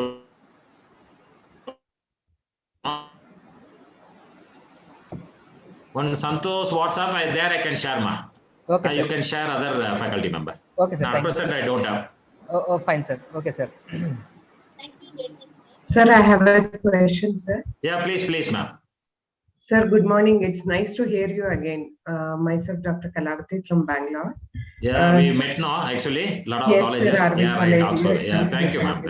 Yeah, thank you, ma'am. It was a very exhaustive amount of knowledge was being shared, sir, in a very short time. But it was enough to sensitize us so that we'll go through that. Sir, one question, which according to you, which would be best for formulation development, sir? So, because I'm a Supix person. Now, you mean specifically drug delivery you are asking, or? Formulation development, sir. Yes, sir. Yeah, like topical or this thing, oral delivery, like that you are asking. I'm seeing for topical, sir. No, topical is a well-known popular. Apart from oral, now oral is 75% research and development worldwide. Topical is the next level, because topical is very interesting point. Therapeutic topical application of drug delivery as well as cosmetic. See, nowadays what will happen? A lot of people are seeking a novel cosmetic, patentable cosmetics. People are asking. Once you can concentrate, you can earn money like anything. Even your idea more than enough, you can share your idea. So topical cosmetics, patentable, that is an intellectual property rights impact now, because other forum I can talk about how cosmetics we can bring it under intellectual. So that particular point, it is very, very essential. We can grow. Because I know that teacher forum most of the time, even to be frank, I'm telling, because most of the time we are helpless all the side. But sometimes what will happen? No, see, out of side, peripheral side, so many industry they are seeking independently, even routed through institution. So generously you can approach, generously you can show your strength. Automatically, a lot of people come forward, they take about your research, they will generously funding on you. So that is the thing I told, end of the slide, I told that private funding. Okay. Yeah, private funding is more this thing. You can continue topical application, anything need based, you can directly contact them, no issue. Okay. So Thank many you very much. So many forum. So only a couple of 2 years only I'm not traveling due to COVID. Yes, sir. So we'll meet again, ma'am. Thank you. Otherwise, we can talk over mobile, no issue. Okay, thank you. Sir. Looking forward to talk to you, sir. Yeah, thank you, ma'am. Thank you. Thank you very much, sir, for your wonderful and nice presentation. Yeah. Here is your certificate of appreciation. Please accept, sir. Please, ma'am. Pardon? This is the e-certificate, sir. We are showing on your screen. I'll accept. Okay, ma'am. Fine. Yeah, There is merely formalities. It's not visible. Sir, 1 second, sir. 1 second, sir. Yeah. 1 second, sir. Possible you see otherwise technical problem, you can send it by mail also, no issue. Yes, sir. Actually, there is some technical issues are going on, sir. Yeah, Yes, yeah. Other name is showing, no issue. Yes, sir. Right, sir. This is the Yeah. Thank you, ma. I accepted. Thank you. sir. Thank you, sir. Thank you so much, sir. Thank you, ma. Okay, sir. Over to Deepa, madam. Thank you, sir. Thank you, ma'am. Thank you, sir. Deepa, madam.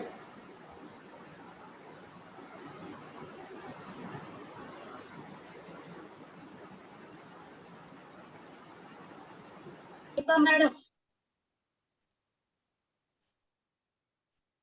Yeah, no issue, ma'am. Other speaker is waiting, I think so. You should not waste the time. Thank you, sir. Yes, sir. Thank you, ma'am. Probably waiting for next speaker, sir. Yeah, thank you, sir. Thank you. Thank you so much, sir. No, Thank you so much. Thank you, sir. Nirmala madam. Madam. Madam, if sir joined, you proceed, madam. Okay. Once again, good morning to all. Madam, wait, madam. Sir joined or not? Let me confirm.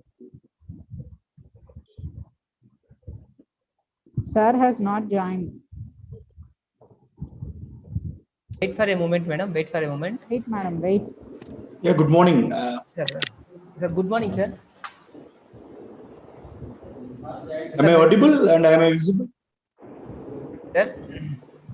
Am I audible and visible? Yes, sir. Yes, sir. Yes, sir. Fine. Okay. Morning, sir. Yeah, good morning. Nirmala madam, you can proceed now. Sir, good morning to one and all. As part of STTP, today's topic is Optimum Therapeutics to Eye, to be delivered by Dr. Nirmal Garu. It's my honor to introduce today's speaker, Dr. Nirmal Garu. He completed his B.Pharmacy and M.Pharmacy in Dr. MGR Medical University, Chennai. He did his PhD in All India Institute of Medical Sciences, New Delhi. Presently, he is working as assistant professor in Department of Pharmacy, Bisbilani, Hyderabad. Sir has more than 10 years of experience in teaching and research.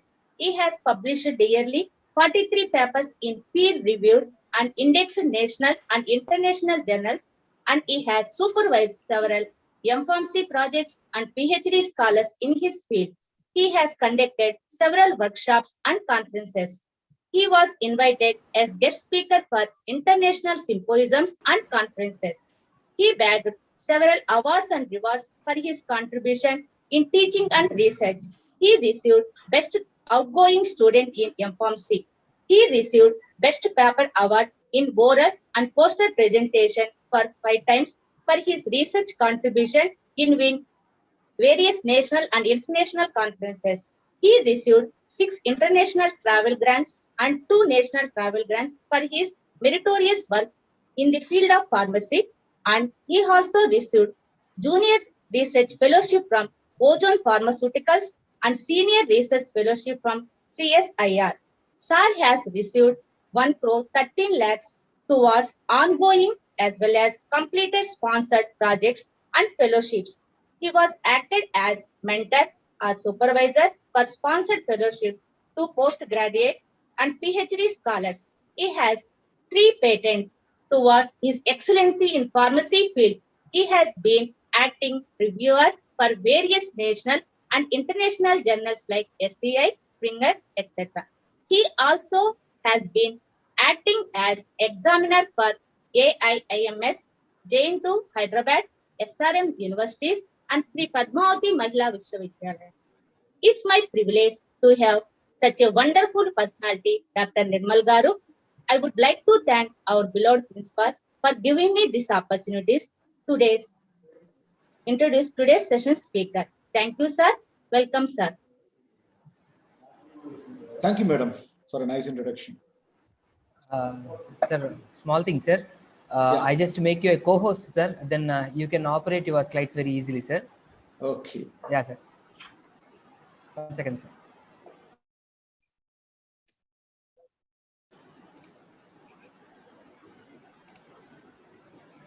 Yes, sir. Sir, now you are the co-host, sir.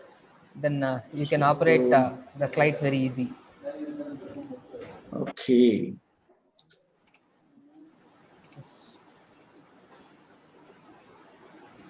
Yes, sir.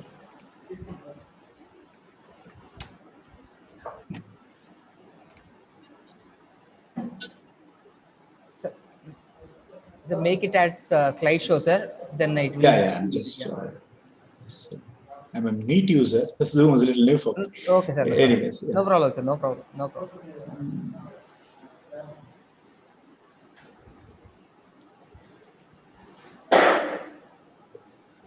So I'm just trying to make it full screen. Yeah, sir. Slideshow, sir. Make it slideshow, sir. No, I'm not getting. The corner fourth button, fourth one, sir. Okay. Volume button near Wait. the volume button. Yeah. Your screen sharing. Yes, sir. Okay. More is there? Pause screen. No, sir. No, sir. No, sir. Yeah. In the bottom there is a notes, comments. No, I'm asking in the Zoom.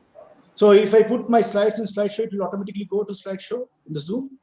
No, it's not possible, sir. You can send me the mail, then I can operate easily, sir. No. Just see now whether it is coming in slideshow or not. I'm just putting in the slideshow. Yeah, sir. Only that buttons are already dragged, sir, one time. Yeah, very good, sir. Is it in slideshow now? Yeah, sir. Slideshow, sir. Okay. Yeah, great. Yeah, sir. No problem. Yeah. So good morning to everyone.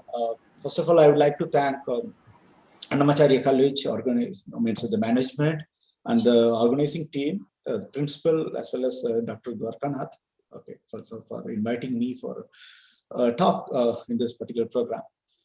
So 2 weeks back, I spoke to Dr. Dwarkanath. So he said the program is on QBD and the various other computational tools. So I told, maybe I'll be giving something on my research, which is ongoing, which may not be on computer tools, but a small part of the computer tool, definitely I'll be talking, which we recently started, that is on artificial intelligence. So that will be a small part of this talk. So currently, I think most of you would have heard about this QBD and various computation tools for the past 5 days, right? So might be this will be a little deviated from the focus. But so I'll be talking about the optimum therapeutics to eye. So I will explain in further slides that what do you mean by optimum therapeutics to eye. So in the next 1 hour, I would like to take you to a couple of areas, that is about blood-ocular barriers, which will set a platform to understand what I'm going to talk further, that is on retinal drug delivery, corneal drug delivery, as well as the ocular drug transporters. Okay, and if time permits, a small preliminary work I will show on artificial intelligence, which we are working on drug transporters. So this is what we are going to discuss today. So am I audible? Everything's going fine?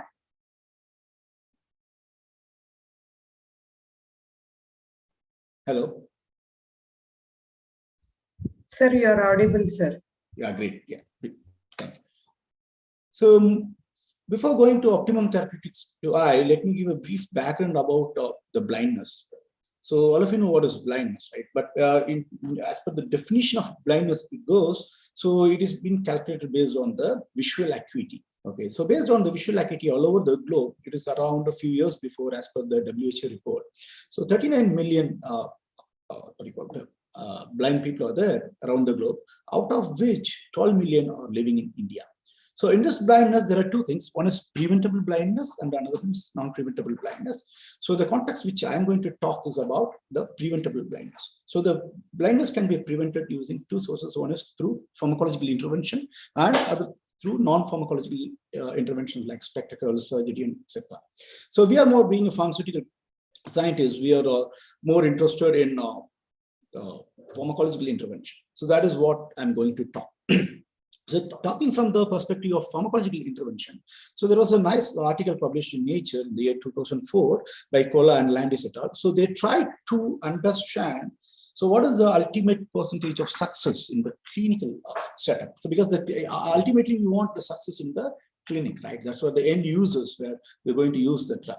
So when you're comparing with various fields, so they published a nice data, the compilation showing that what is the percentage of success in ophthalmology. So it is approximately 14%. Of course, many other fields are also not doing very good in terms of ultimate clinical success. So we have to closely have a look at that. Why there is a limited percentage of success we could able to achieve in terms of in the clinical success. So there are various reasons. Okay, if you try to understand in particular field. So I chose one such problem why it could be means why it could be a limitation when we are developing a drug. So that is about biological barrier. So before going to biological barrier, so now I would like to say what is optimum therapeutics. So optimum therapeutics is, I think, the previous speaker told about, right? So in terms of, we use the term personalized medicine. So I'm putting it in a little different context. The optimum therapeutics, again, is like, so are you giving the right dose at the right time at the right place? Okay, so once you give that, okay, we agree that, okay, there is an optimum therapeutics has been achieved by the patient. Okay, so but how to reach that particular thing? So there are various approaches on that. So one such approach is a biological barrier, because biological barrier is like a closed door. Okay, so for opening the closed door, the most intelligent way is to use a key and put it in the keyhole and open it, right?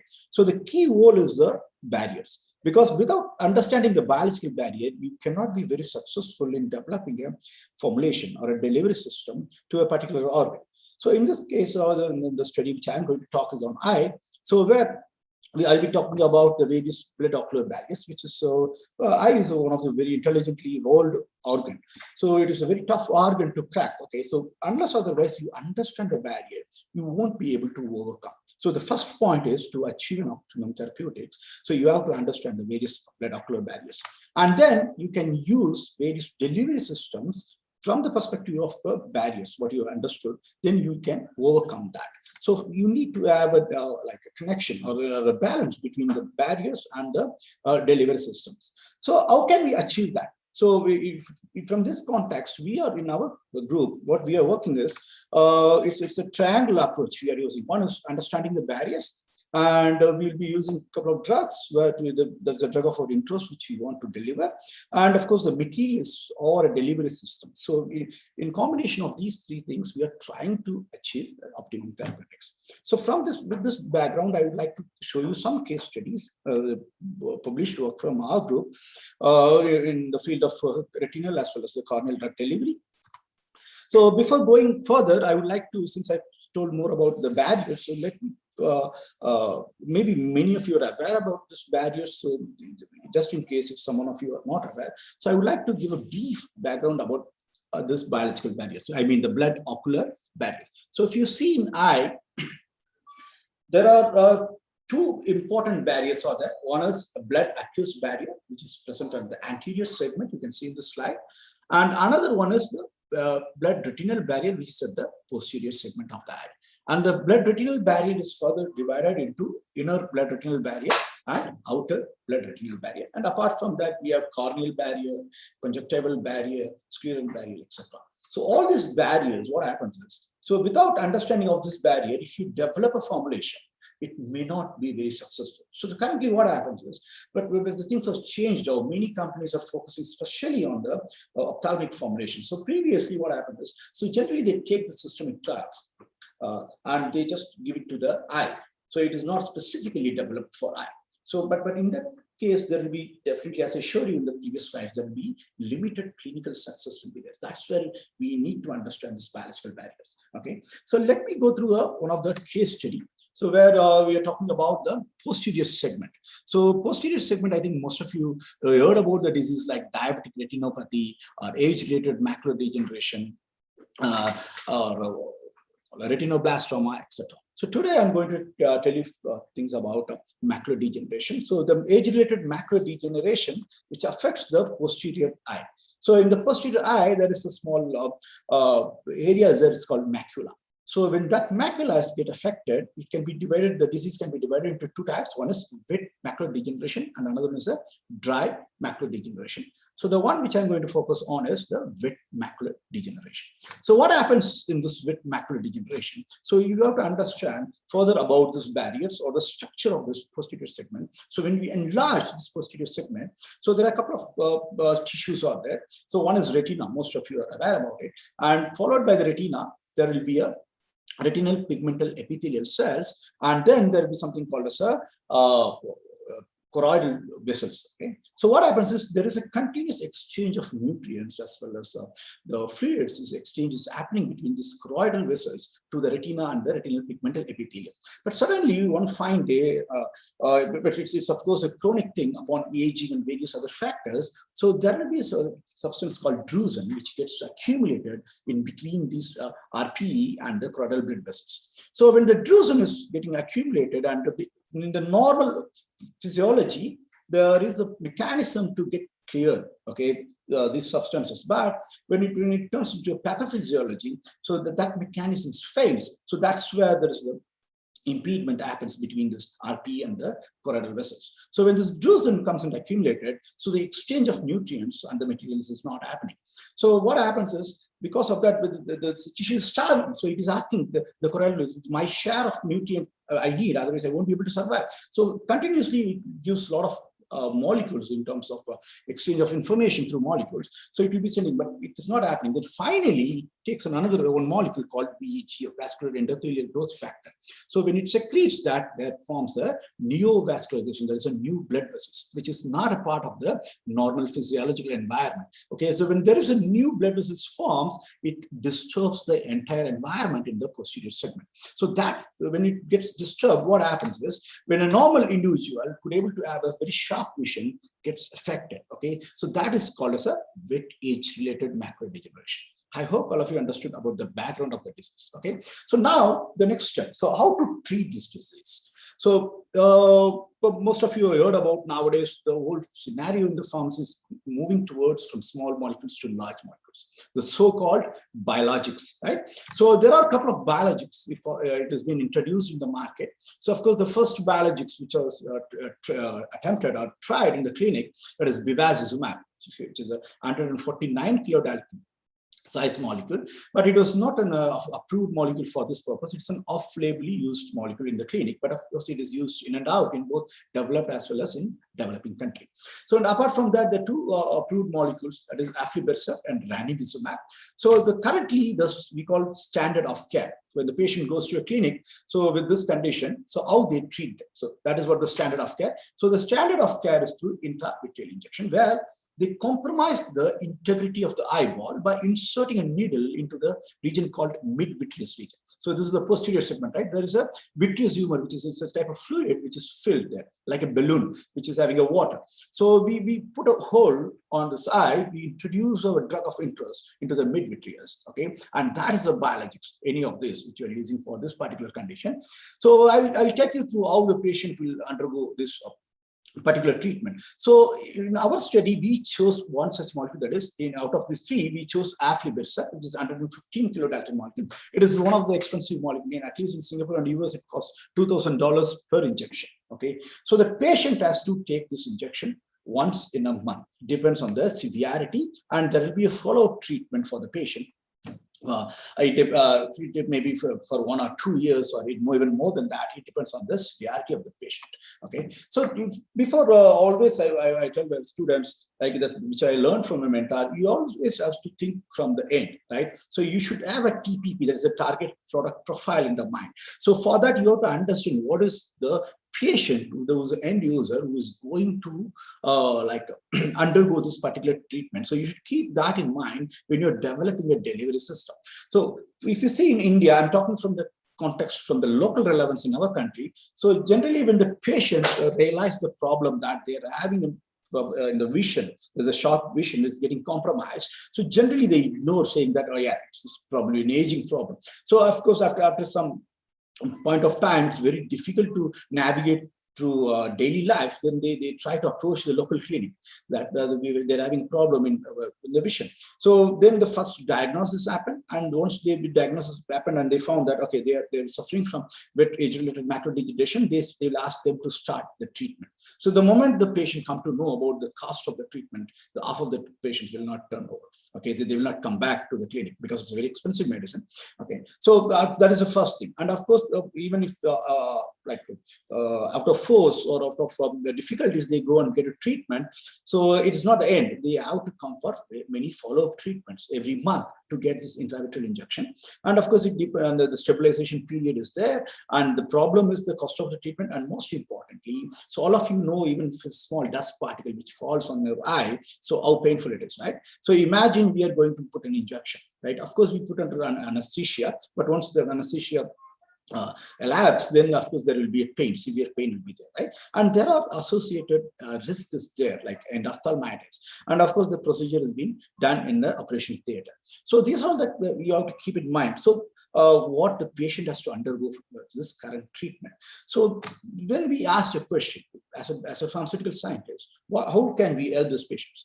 So whether you reduce the invasiveness, that is the pain of the injection. Okay, so you look into any other routes through which whether the same injection can be given to the patients, so that it is more patient friendly, or you reduce the frequency of this intravitreal injection. So both these questions our group is currently working. So in the frequency of injection, if you want to reduce, so that instead of coming every month, the patient can come to the clinic to get injected maybe once in 2 months or once in 45 days. So overall, if you see the total number of injections, you will be able to reduce. So I'm going to show the first problem, that is how we have attempted to reduce the invasiveness of this intravitreal injection. Okay, so where we went on to look about the alternative methods for giving this injection. So this is the current standard of care, just showing a representative figure here, how it is being injected in the operation theater. And what we are proposing is this, that is the subconjunctival injection, which comes under the broad category of periocular injection. Okay, so this is what we are attempting, and there are a lot of challenges associated with that. So let me show some of the challenges. So if you see the challenges for this ocular therapeutics. So there is, as I told you, there are a lot of biological barriers, which I already told, and there is no ocular specific drugs. Most of the systemic drugs are being taken, and we are mixing it with a couple of excipients, they try to give it to the eye. And another thing is the solubility and the molecular weight. Of course, when the molecular weight is larger, the biological barriers are tough and it cannot penetrate. And a very special problem in eye is the residence time.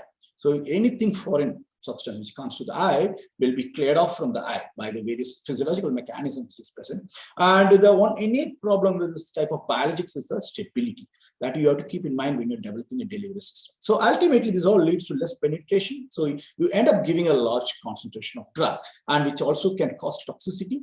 And sometimes the therapeutic efficacy is also get compromised. So that's where the key comes, like whether we have understood the barriers properly or not, so that you'll be able to come out with a more appropriate solution, right? And the special problem with this the biologics is, especially the current standard of care, is the frequent injection which we need to give, as I told you already. And so that's where the delivery systems will come into picture. That's what we are working on. So before going even to the delivery system, first we have to establish the proof of concept, whether the route which you are going to choose, as I showed you, the subconjunctival or the periocular route, whether that route is viable or not. Because with a lot of reasons only they are currently practicing in the clinic, the intravitreal route, right? So once you are going to challenge the existing one, you have to demonstrate sufficient amount of data to convince that yes, this route could work. Okay, so then we got a paper which was published in 2009 from Japan. So they compared these groups, intravitreal injection, subconjunctival, and topical, for the bevacizumab, that is an anti-VEGF drug. So for the same conditions which they use, and what they found is, of course, the current standard of care, the intravitreal injection is one of the best one. So there is no doubt about it, because in terms of concentration which is reaching should be above the inhibitory concentration for this VEGF, right? So they're showing that this is a good amount of drug is present after the intravitreal injection. But the one interesting thing, and also the data which is supporting our claim, is the subconjunctival injection. You can see in this graph here. So here, if you see, let me use my pointer. Yeah. So the subconjunctival injection, it shows that when compared to intravitreal, the subconjunctival injection is also having enough concentration. Of course, the topical is very less, which will not be able to fulfill that the need of the patient. That means the enough concentration of drug is not reaching to the target. So that gives a clue that, okay, this route can be explored, that given us a confidence. And of course, we went on to try for our own work. Okay, so whether we will go about, we want to go about with this subconjunctival injection or not. That's where we start. So another question that we had in mind is, first we have to identify before developing a formulation, where is the target lies in any particular tissue. It could be eye or it could be any organ. So you have to identify as a formulation scientist, where is the specific target which you are looking for. So in our case, the target is lying something in between the RP choroid, that's why it's called as a choroidal neovascularization, from where this new blood vessel starts. So we analyzed the barriers from the inside to outside, from the outside to inside of this eye. Then what we found is the diffusion path length of the drug from both the sides, it's not very different.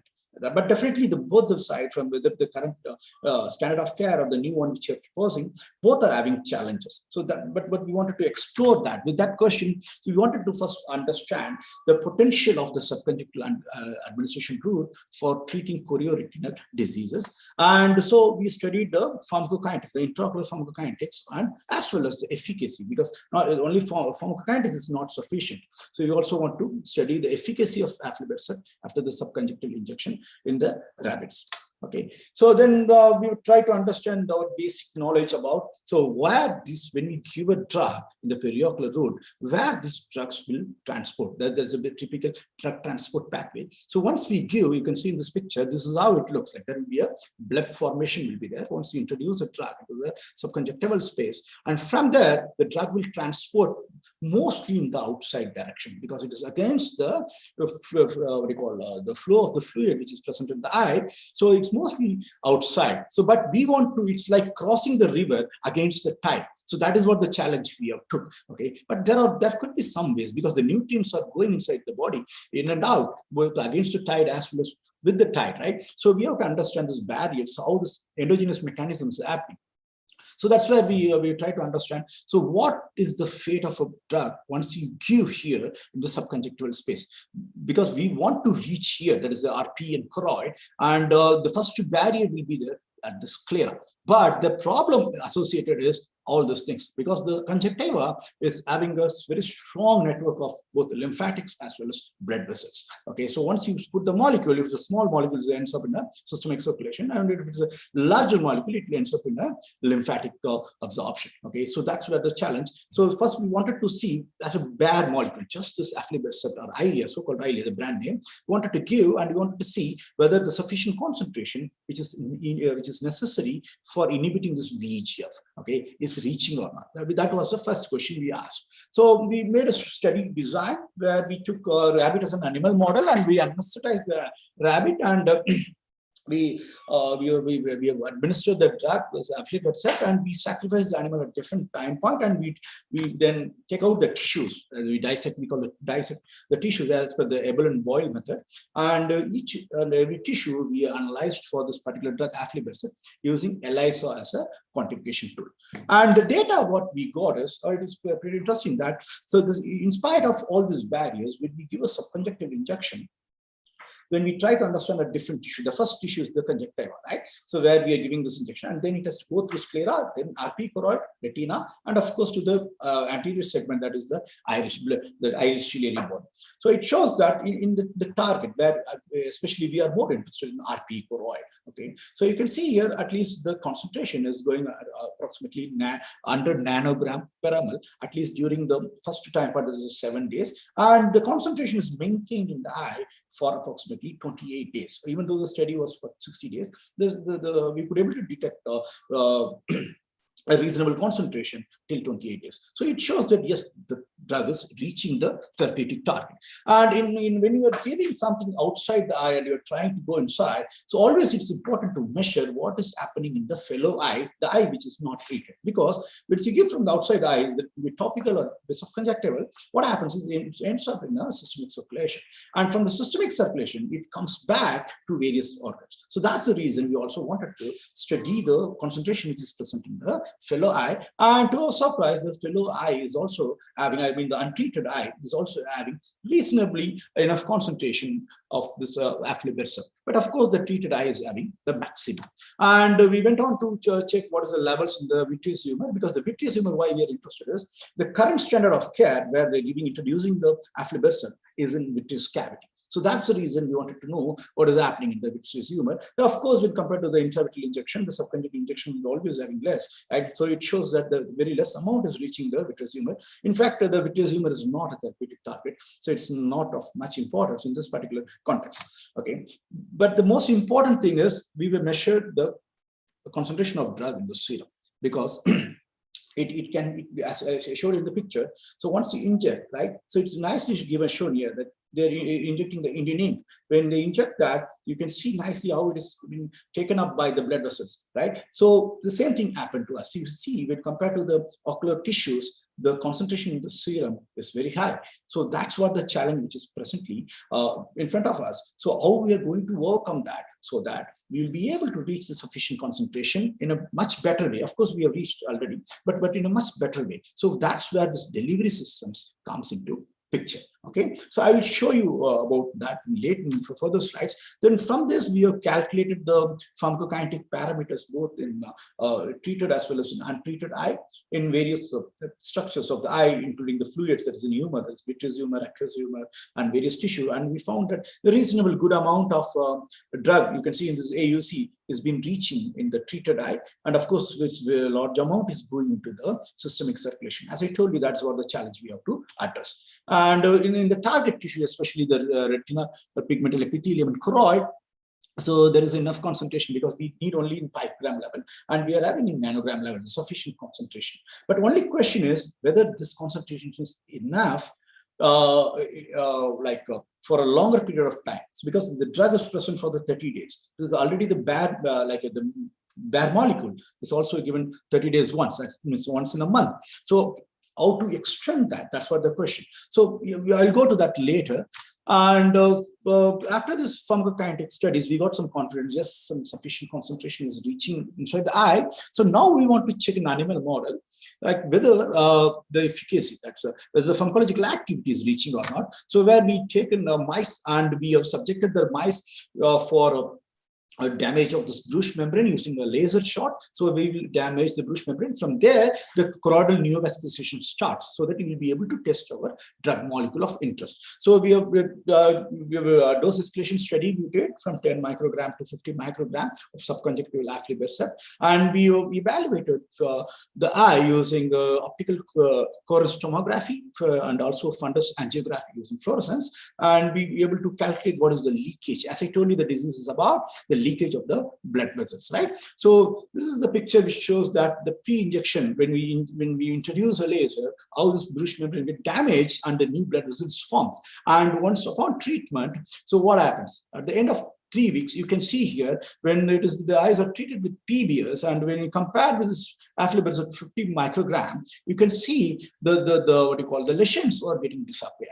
Okay, so it shows that it's not only in the pharmacokinetic studies, and also in the efficacy study, we are convinced that yes, this particular route, the alternative route, is working in terms of subconjunctival route for treating with macro degeneration. Okay, and also we have studied using the OCT. Okay, this instrument you can see in the clinic, right? So, but you use for animals.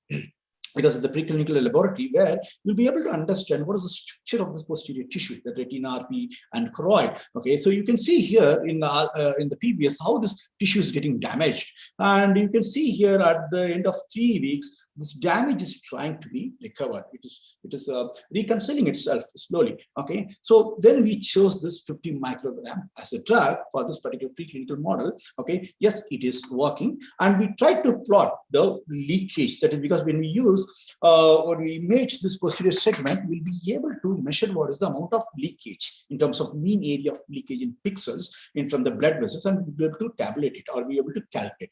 So what we found is when we comparing this particular the dose which we are interested, that is when you're comparing 0 day, which is starting, versus the 21st day, so there is a significant amount of decrease in terms of mean area of leakage when we are administering this aflibercept. Okay, And so that's what given us a confidence. Okay, now we should look into further problems. Okay, we established the proof of concept study, so now we have to go into further studies. So before going further, I will tell you, so just a comparison between the existing standard of care, as you see in the left side, that is it is an operation theater procedure, and it's invasive and it is having adverse effects. But relatively, when compared to that, the subconjunctive injection, it can be given as an office procedure. You don't need to go for an operation theater, at least in developing countries like India. And it is minimally invasive because here we are not compromising the integrity of the eye. And because of that, there are less adverse effects. Of course, this route is also having an adverse effects. Okay.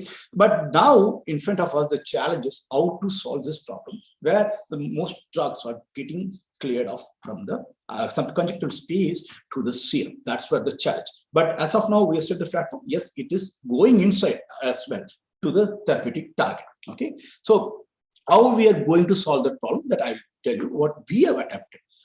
Before that, I just want to check, am I audible? Is everything going fine? Can I get a yes? Yes, sir. Hello? Yes, sir. Yes, sir. You're audible. Yes, thank you. So now, the role of delivery system comes here.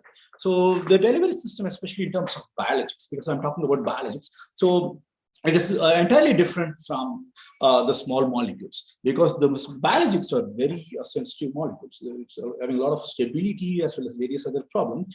So what simply, if you try to understand in depth what they expect from the delivery system, especially when you want to deliver a biologics, are you going to sustain the release of the protein in its active form? Because if it is not in active form and it is not in a sustained release, there is no need of delivery system.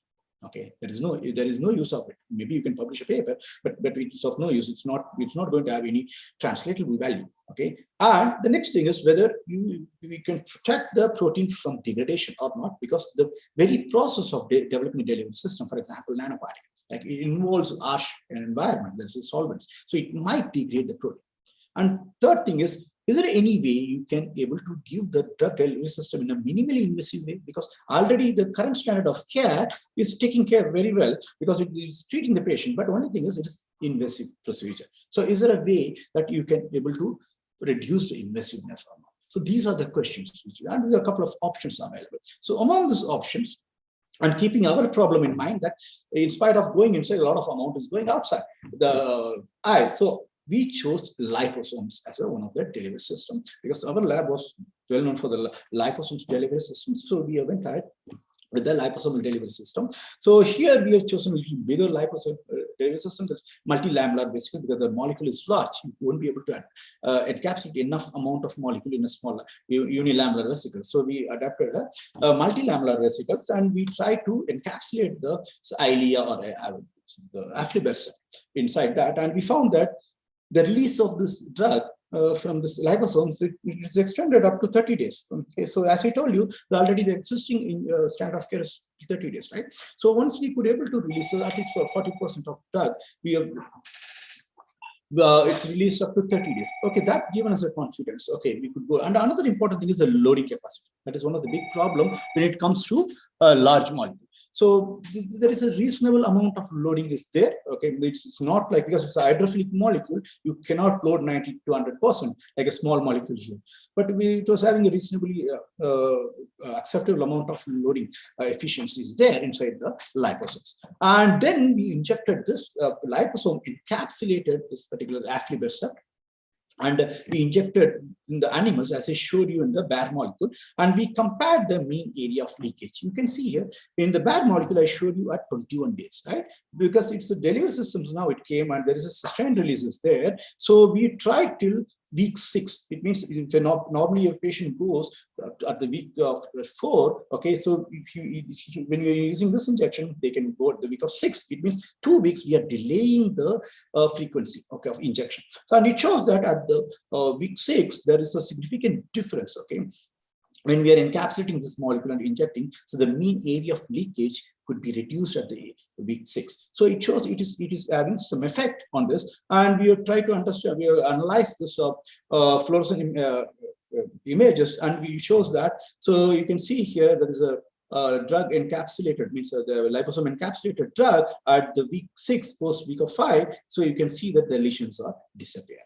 And further, we studied also this CT images, and it is also showing, confirming our results. Okay, so then we have plotted again with the various groups, and we concluded that yes, the subconjunctival route could be an alternative, but there are still more things we need to understand. So as of now, the proof of study shows that yes, it could be an alternative, and there is sufficient concentration is reaching the therapeutic target when we're giving to the subconjunctival route. And when you are encapsulating this drug inside the liposomes, it further delay, means it extends the effect of the drug in the eye. Okay, so that's what the message from this. But still, many more things we need to understand before going further. So one such thing is, what is the fate of our liposomes when we inject into the subconjunctival space? So the very physical chemical property of these liposomes is having a large role to play in the body, right? So same thing happens in the eye. So one is size, and another one is the charge of the liposome which you're going to use. So one of the study from our previous group, what they published is they try to understand how these liposomes.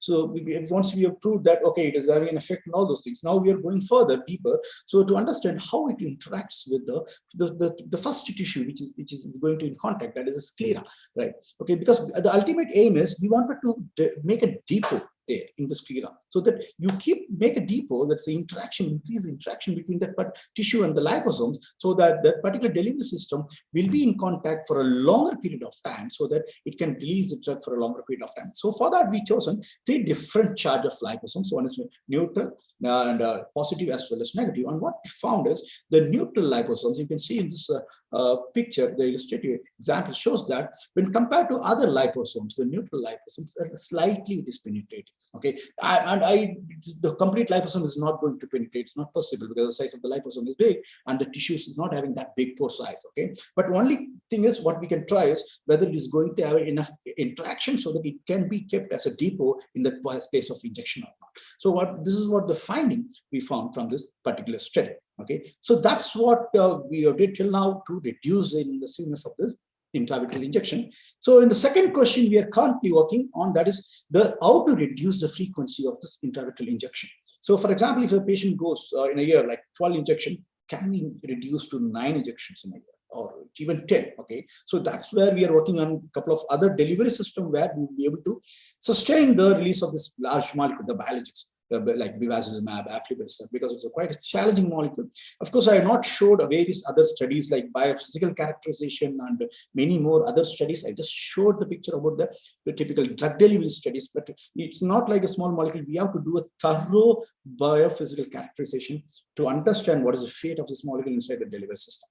So that is about the retinal drug delivery system. So to conclude with this particular study, the required therapeutic concentration of aflibercept could reach the therapeutic target choroid, RPE, and retina, and the subconjunctival route could be a potential alternative for treating this macular degeneration using anti-VEGF. Okay, and also the same thing can be applied to various other chorioretinal diseases.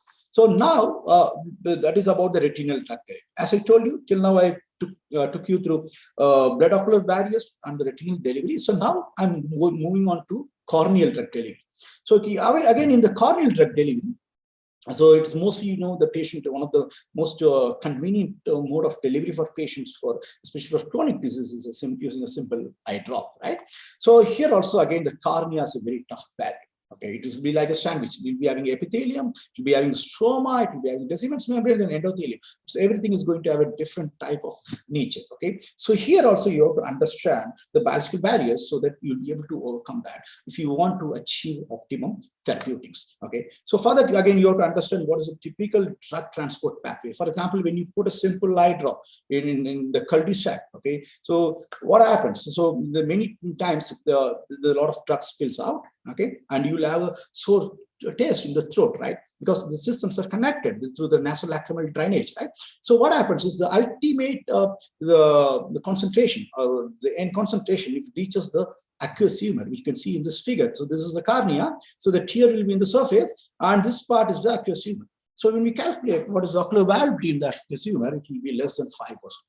Okay, so where that 95% goes, that's what the question is. So that is the challenge. So it goes to various parts of the eye. Of course, maximum will end up in reaching the systemic circulation. So that is what I have shown you. So 50 to 99% of those ends up in a systemic circulation, because you're trying to go from outside of the eye to inside, which is against the tide, right? So it's like swimming across the tides in the river. Okay, so that's why the maximum. So a lot of physiological mechanisms are there to get cleared off. Okay, so now we are trying to understand how can we, because the nutrients are getting exchanged from outside to inside. It is not that the eye is producing the nutrients, it is supplied from the blood to the eye. So we were trying to understand that. So that might be some clue when we are trying to closely watch the biological barriers. So that's where we started looking at this drug transporters. So it is called as a membrane transporters. So for the convenience sake, we call it a drug transporters, because the transporters are not meant for transporting drugs. It is meant in the body. It's evolved in such a fashion to transport various endogenous molecules, right? So since it is also so happened that it is also transporting drugs, so we given the name drug transporters. So what are these drug transporters? So they try to pump out drugs in and out of the cells, in especially the potentially privileged sites, to protect the particular organ, like brain, eye, or even like urinary bladder, etc. So if after this Hugo nomenclature, the gene nomenclature, when they try to decode the things, they found a lot of these membrane transporters are present, and they try to classify that into major category. That is, one is solute carrier family, another one is a ATP binding cassette family. So in that, there are potentially a lot of transporters out there. So the transporter which I'm going to show today is about in the solute carrier family, that is organic cation transporter, and in the ATP binding cassette family, I'm going to show you an example of PGP and MRP. Okay, so let me show you a brief idea about in the cornea, what are the different transporters are present. Of course, the PGP, MRP, so all these things you would have heard about this, P-glycoprotein, multiple resistance protein, or organic cation transporter, organic anion transporter, multiple transporters are present, and which facilitates and also which throws out. So this efflux ABC family, the like PGP or MRP, what happens is these particular transporters, when a drug comes, when it recognizes the drug as a substrate, okay, it just throws out.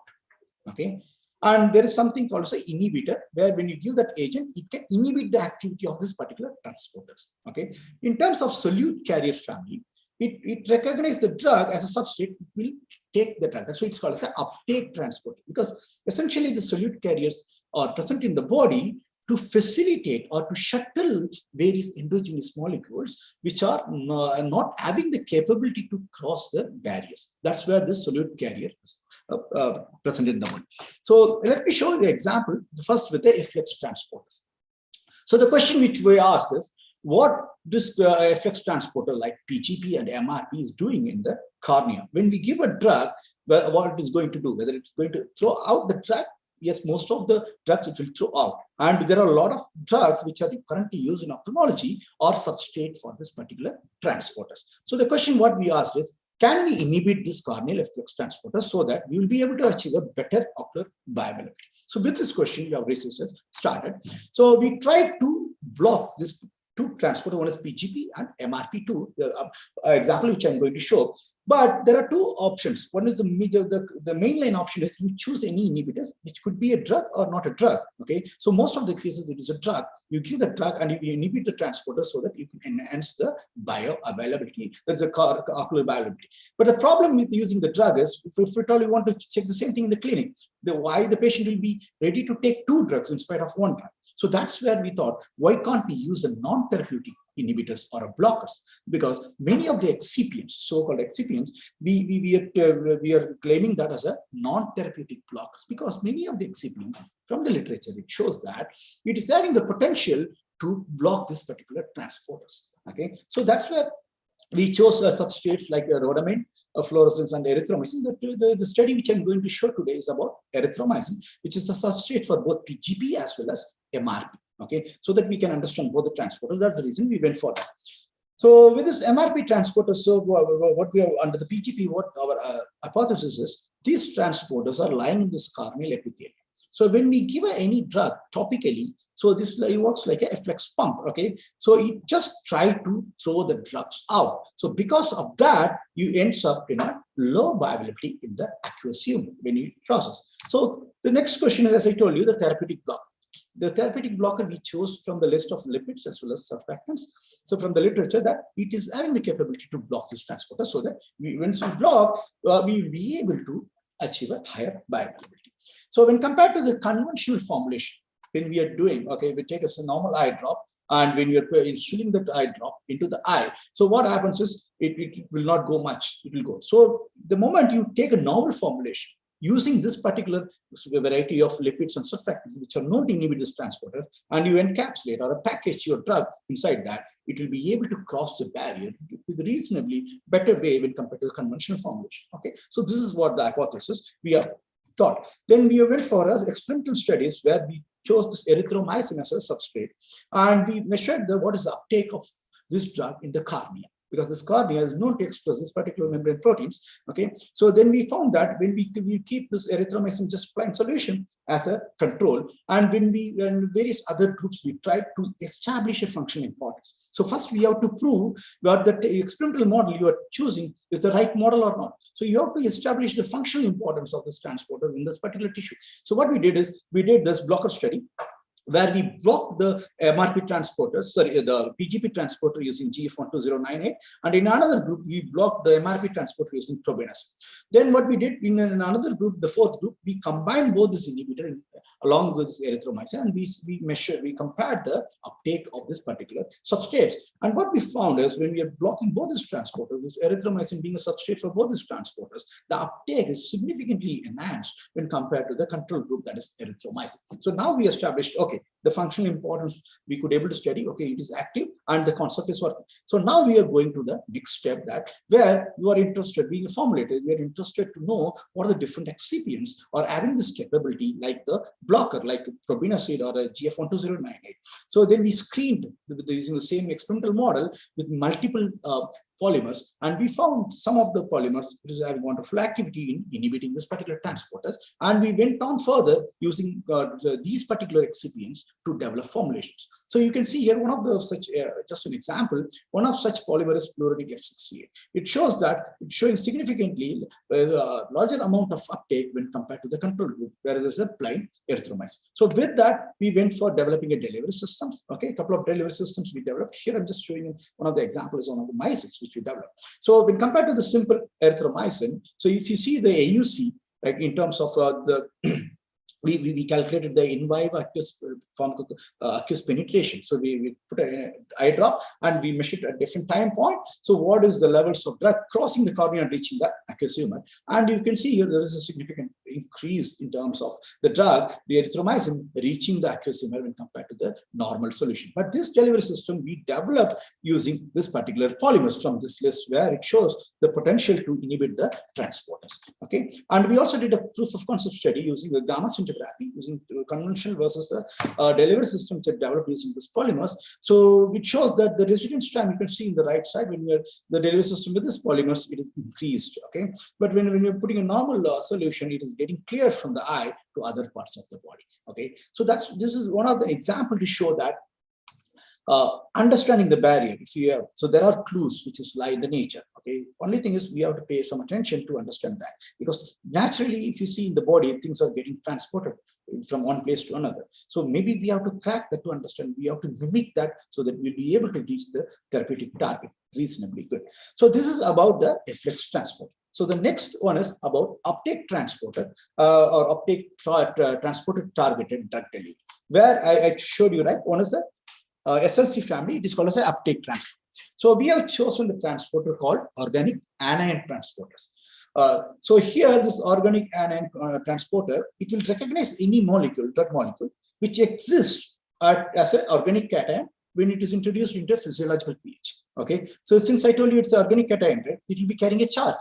So when it is carrying a charge, it is not having the capability to cross various biological barriers. Essentially, it needs to be a lipophilic drug so that it can at least cross through the passive diffusion. So that's where this transporters comes and give them hand to cross. But the problem is, I won't say the problem, it has a problem for us being a pharmaceutical scientist, it could be an advantage. Okay, but this particular transporters are present in the body mainly to transport the endogenous amines. This again, there are exists as a cations. So where it is lacking the capability to transport. So that is what the point we are trying to exploit for improving the corneal drug delivery. Okay, and first we wanted to show, as I showed you in the PGP here also, first we want to establish the functional importance of this particular transporters in the cornea, so that once we establish the functional importance, which direction this pump is active, by using the typical pharmacological tool, inhibition and inhibitor and the substrate, we will be able to proceed further for developing a drug delivery system.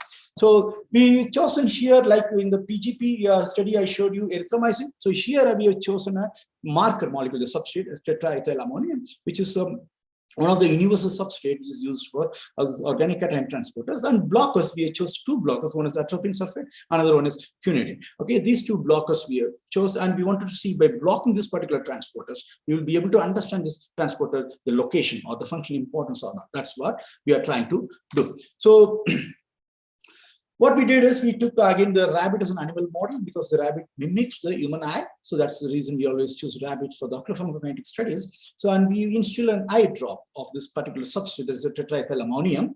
And at different time points, we collected the tear as well as the aqueous humor from the animals, and we measured using mass spectrometry, LC-MS, to understand what is the concentration which is reaching in both targets. So first, let's go to the tear. You can see here, this pink color line shows that this is a control group where this tetraethyl ammonium, so it is showing that this is the levels. So the moment we are inhibiting this particular transporter, organic cation transporters, okay, using atropine and the quinidine, so what happens is this transporter is getting blocked, so that the concentration of the drug in the tear increases. That's what he is showing here. And it is going to be reversed way in the aqueous humor. In the control, this concentration is going very well. The moment you are blocking this transporter, the level which is crossing the cornea is reduced. So let me explain this using this particular figure using the eye. So when you, let's assume you are putting a substrate of this organic cation transporter. So in this case, it is a tetraethyl ammonium. So when you're putting the eye drop, in the normal situation, what happens is there are transporters which are present in this particular cornea, especially the corneal epithelium. So it is going to take this drug molecule across this cornea to the aqueous humor, because these transporters are basically present, as I told you, to transport the endogenous molecules. But when you're putting this inhibited, so what happens, like quinidine, atropine, I take, right? So all these molecules are trying to compete for the same transporter. Okay, so when all these molecules are trying to compete for the same transporter, which is present in the epithelium, so it reduces, one is reducing the penetration of the other. So that's the reason you can see here. So there is an increase in the tear flow, means there is some clearance mechanism, it's blocked. That's why there's an increase in the tear, because there is an outside. And the moment when you inhibit, right, so the amount which is crossing, it is decreasing. That's what we are showing here. When compared to the control group, the blocker treated group, the significant decrease is there. So from this, what we have concluded is the functional importance of the organic cation transporters in the cornea. I'll show in the further slides. And another experiment, what we did is, so we wanted to do the same. What happens with the same substrate is being given through intravenous route of administration. So, and we measured the levels in the eye, in the tear, and here it shows it's a reverse way. So like when this is the topical one and this is the intravenous one. So here when we block the transporter through topical route, what happens is the amount which is getting inside the eye is getting decreased. It means when we are giving a drug intravenous, okay, so it will go inside the eye using lacrimal gland. Why? The lacrimal gland will be having the place where the tears are secreted, right? And these transporters are present in this particular lacrimal gland to supply some endogenous amines and various endogenous molecules to the eye. So when we're blocking this particular transporter, which is coming and this transporter is bringing this drug, it's getting blocked. That's why you are seeing the reduction here. Okay, so this is another findings we have found from our study. So to conclude from this particular study, what we understood is when we are putting a drug, it's called organic cation drug, on topical route, these transporters which are functionally active in the epithelium, so it is going to tray, which is positioned from the tear to the aqueous humor. So it helps you to transport the drug. So now we got a clue that yes, endogenously this is particular thing. If we could exploit, we could be able to enhance the drug using a various delivery system. So there is a potential opportunity here to improve the ocular penetration using a delivery system here, and that's where we are currently working on. Okay, so now to conclude this particular transporter studies, so as we all know, this transporters play a crucial role in terms of ADME, right? So understanding the functional importance So this transporter can lead you to a transporter targeted drug delivery. So it is providing both challenge as well as an opportunity. So in terms of challenge, this efflux transporters like PGP. So there's a challenge, it throws out your drug. So how you are going to overcome this challenge? That is the first question. The second question is, in terms of uptake transporter, there is an opportunity, there's an open gate, but are you going to, how are you going to mimic that particular endogenous mechanisms so that you'll be able to go inside using this particular uptake transporters, okay? So that is what the conclusion from this two studies. So that is the second part, and going to the last couple of slides where which is something relevant to this current program, that is on computational tools, right? So most of you are aware about this artificial intelligence. Recently, we started working on. Okay, it's a very preliminary data, I would say. We are not in a very mature level. It's the very preliminary data. So I thought of sharing with you all about what we are doing using this artificial intelligence in terms of drug transporters. So I mean, when you hear this term artificial intelligence, it's applied to demonstrate the ability of a machine, basically to mimic the cognitive functions of human. That's why we call it intelligence, right? So we are trying to teach the machine to do some of the activities what a human can do, right? So there are a lot of advantages out there when we're using this particular artificial intelligence. Like we'll be able to generate a lot of information using this AI tool, and there are a lot of precision in terms of especially when you're handling with a lot of complex data, and you can able to do simulations and predictions of your drug molecules. And of course, there will be you will be able to use this particular artificial intelligence to detect or monitor what is happening inside the body. Okay, so this is about the artificial intelligence. So what we are doing in terms of artificial intelligence. So again, I'm bringing in the concept of transporters. So all of you know these transporters have a big role in the ADME in various parts of the body. So what we are more interested in is, as I showed you in the experimental studies, we are doing physically all those things, right? So we are taking animal models, or we are taking in vitro models and those things. So we can use this particular computational tool to reduce the cost as well as the energy and the time we are investing on this particular. Of course, but you cannot come to a complete conclusion based on this computation tools. You need to do some amount of experimental models, okay? But it can, the experimental model can be reduced to some extent when we're using this particular computational tools. So as I showed you earlier, this particular transporters are across the eye, okay, in the anterior segment as well as in the posterior segment. So, but the question what we are having is, so how do we know which drug molecule is a substrate or inhibitor for this particular transport? Right. So that is what the question we are working on using this artificial intelligence as a tool.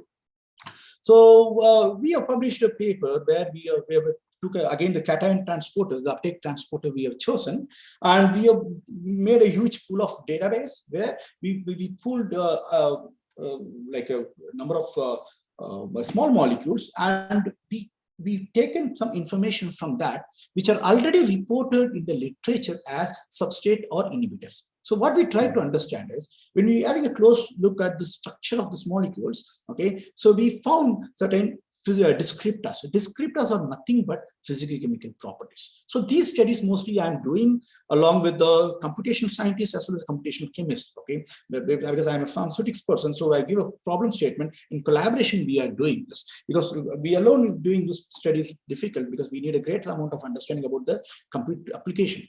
So together we have described certain physicochemical parameters which are as a molecular signatures which are present in the drug substrate as well as in the blocker. So based on this particular descriptors, we set up an experimental model using the machine learning tools. Okay, there are multiple models out there in the machine learning model, like there are a deep learning, there are artificial neural network, or random forest. There are multiple models out there. Basically, these are algorithms which will help you to train the machine, and once you train, it will be able to predict the molecules of your interest. So what we did is, we collected the experimental data from the literature, and we designated what is a substrate and what is a non-substrate for this particular transporters from the literature.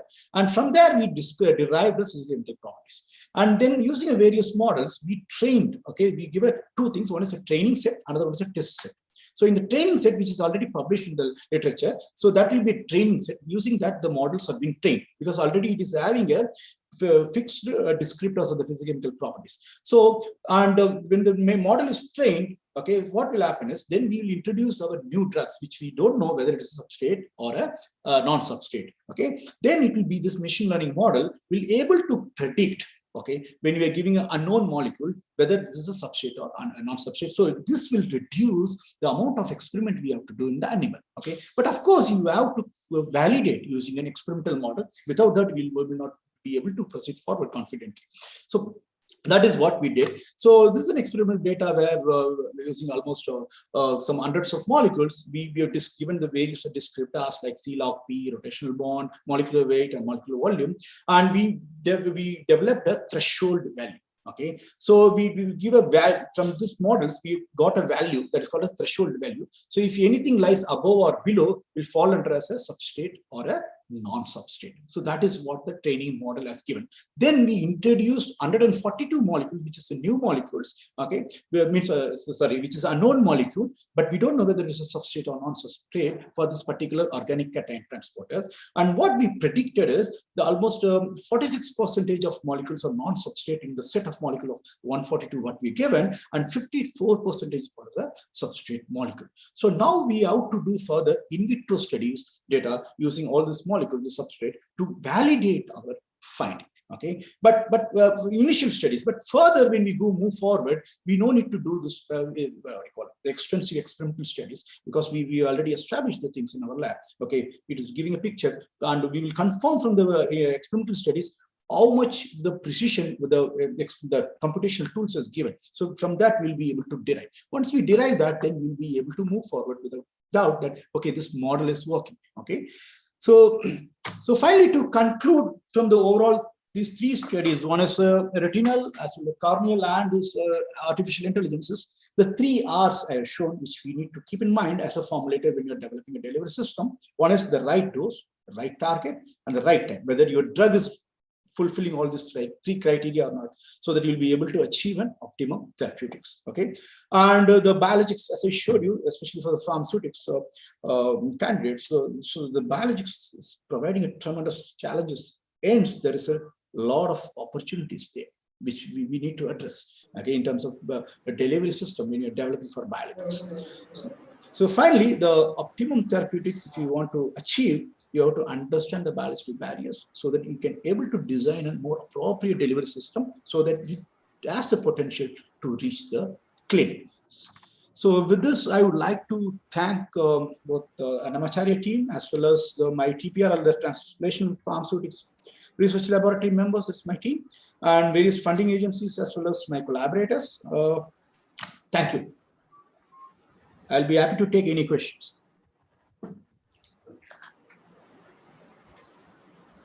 I'm requesting the participants, if you have any queries, please free to express your questions.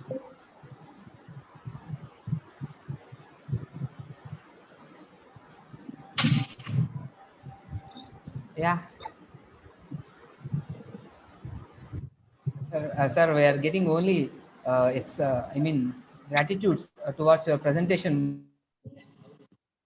box. Yeah. Sorry, somehow I could not see that. Anyways, yeah, please tell me. Only appreciations are there, sir, but not at all the questions in the chat box, sir. Okay, no problem. Sir, okay, they can write to me at any time. Okay, sir. Excellent session, sir. Thanks for your valuable information and time with us. So, sir, we are taking this one as a screenshot for the. Somehow I could not see the screen. Sir. Sir, excuse me, sir. Yes. Sir, this is Gopinath calling from Tirupati. Yes, sir. I have a question in the evaluation of the macular degeneration. Yes, sir. OCT, sir. Sir, Gopinath, sir. There is some disturbances there, sir. Gopinath, sir, can you chat me, message me, sir, in chat box, then I will ask the question, sir. There is some voice disturbance. Yes, I could not hear you, sir. Oh, okay. Sir, wait for a moment, sir. Sir will post the question in chat box. Yes, no problem, no problem.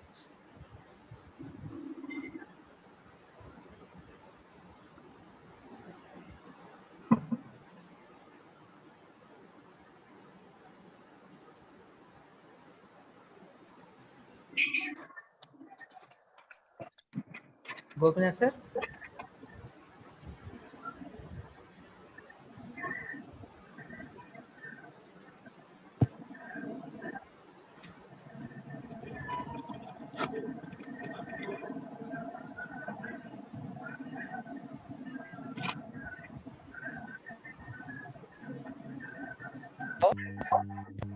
Yes, sir.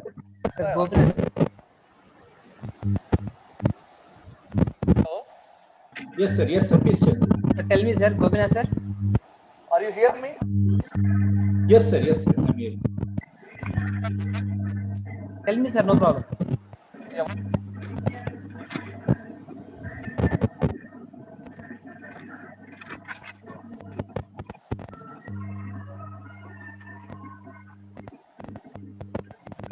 Hello. Maybe you can type the question. Sir, type the question, sir, in chat box. We are unable to take your voice. Sir, we could not hear you, sir. Sorry. Okay, sir. Can you type? Sir, so that I can. Yeah, I displayed with the slides, sir. You can see here. To me. Okay, sir.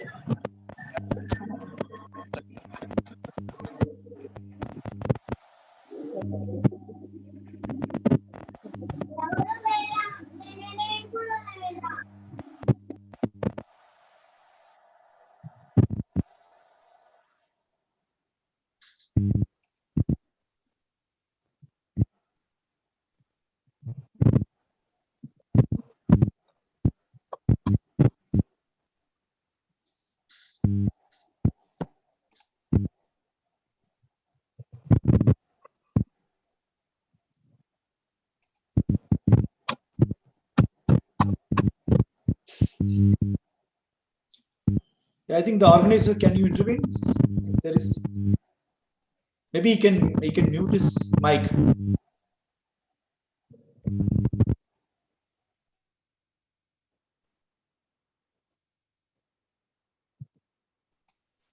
Hello.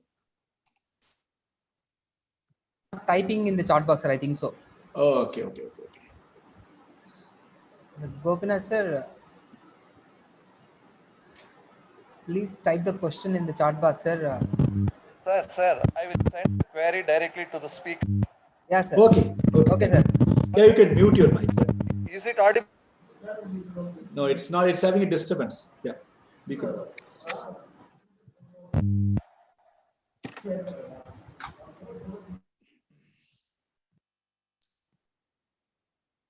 So if there is any other question, you can write to me, to my email, or you can give me a call. Thank you all.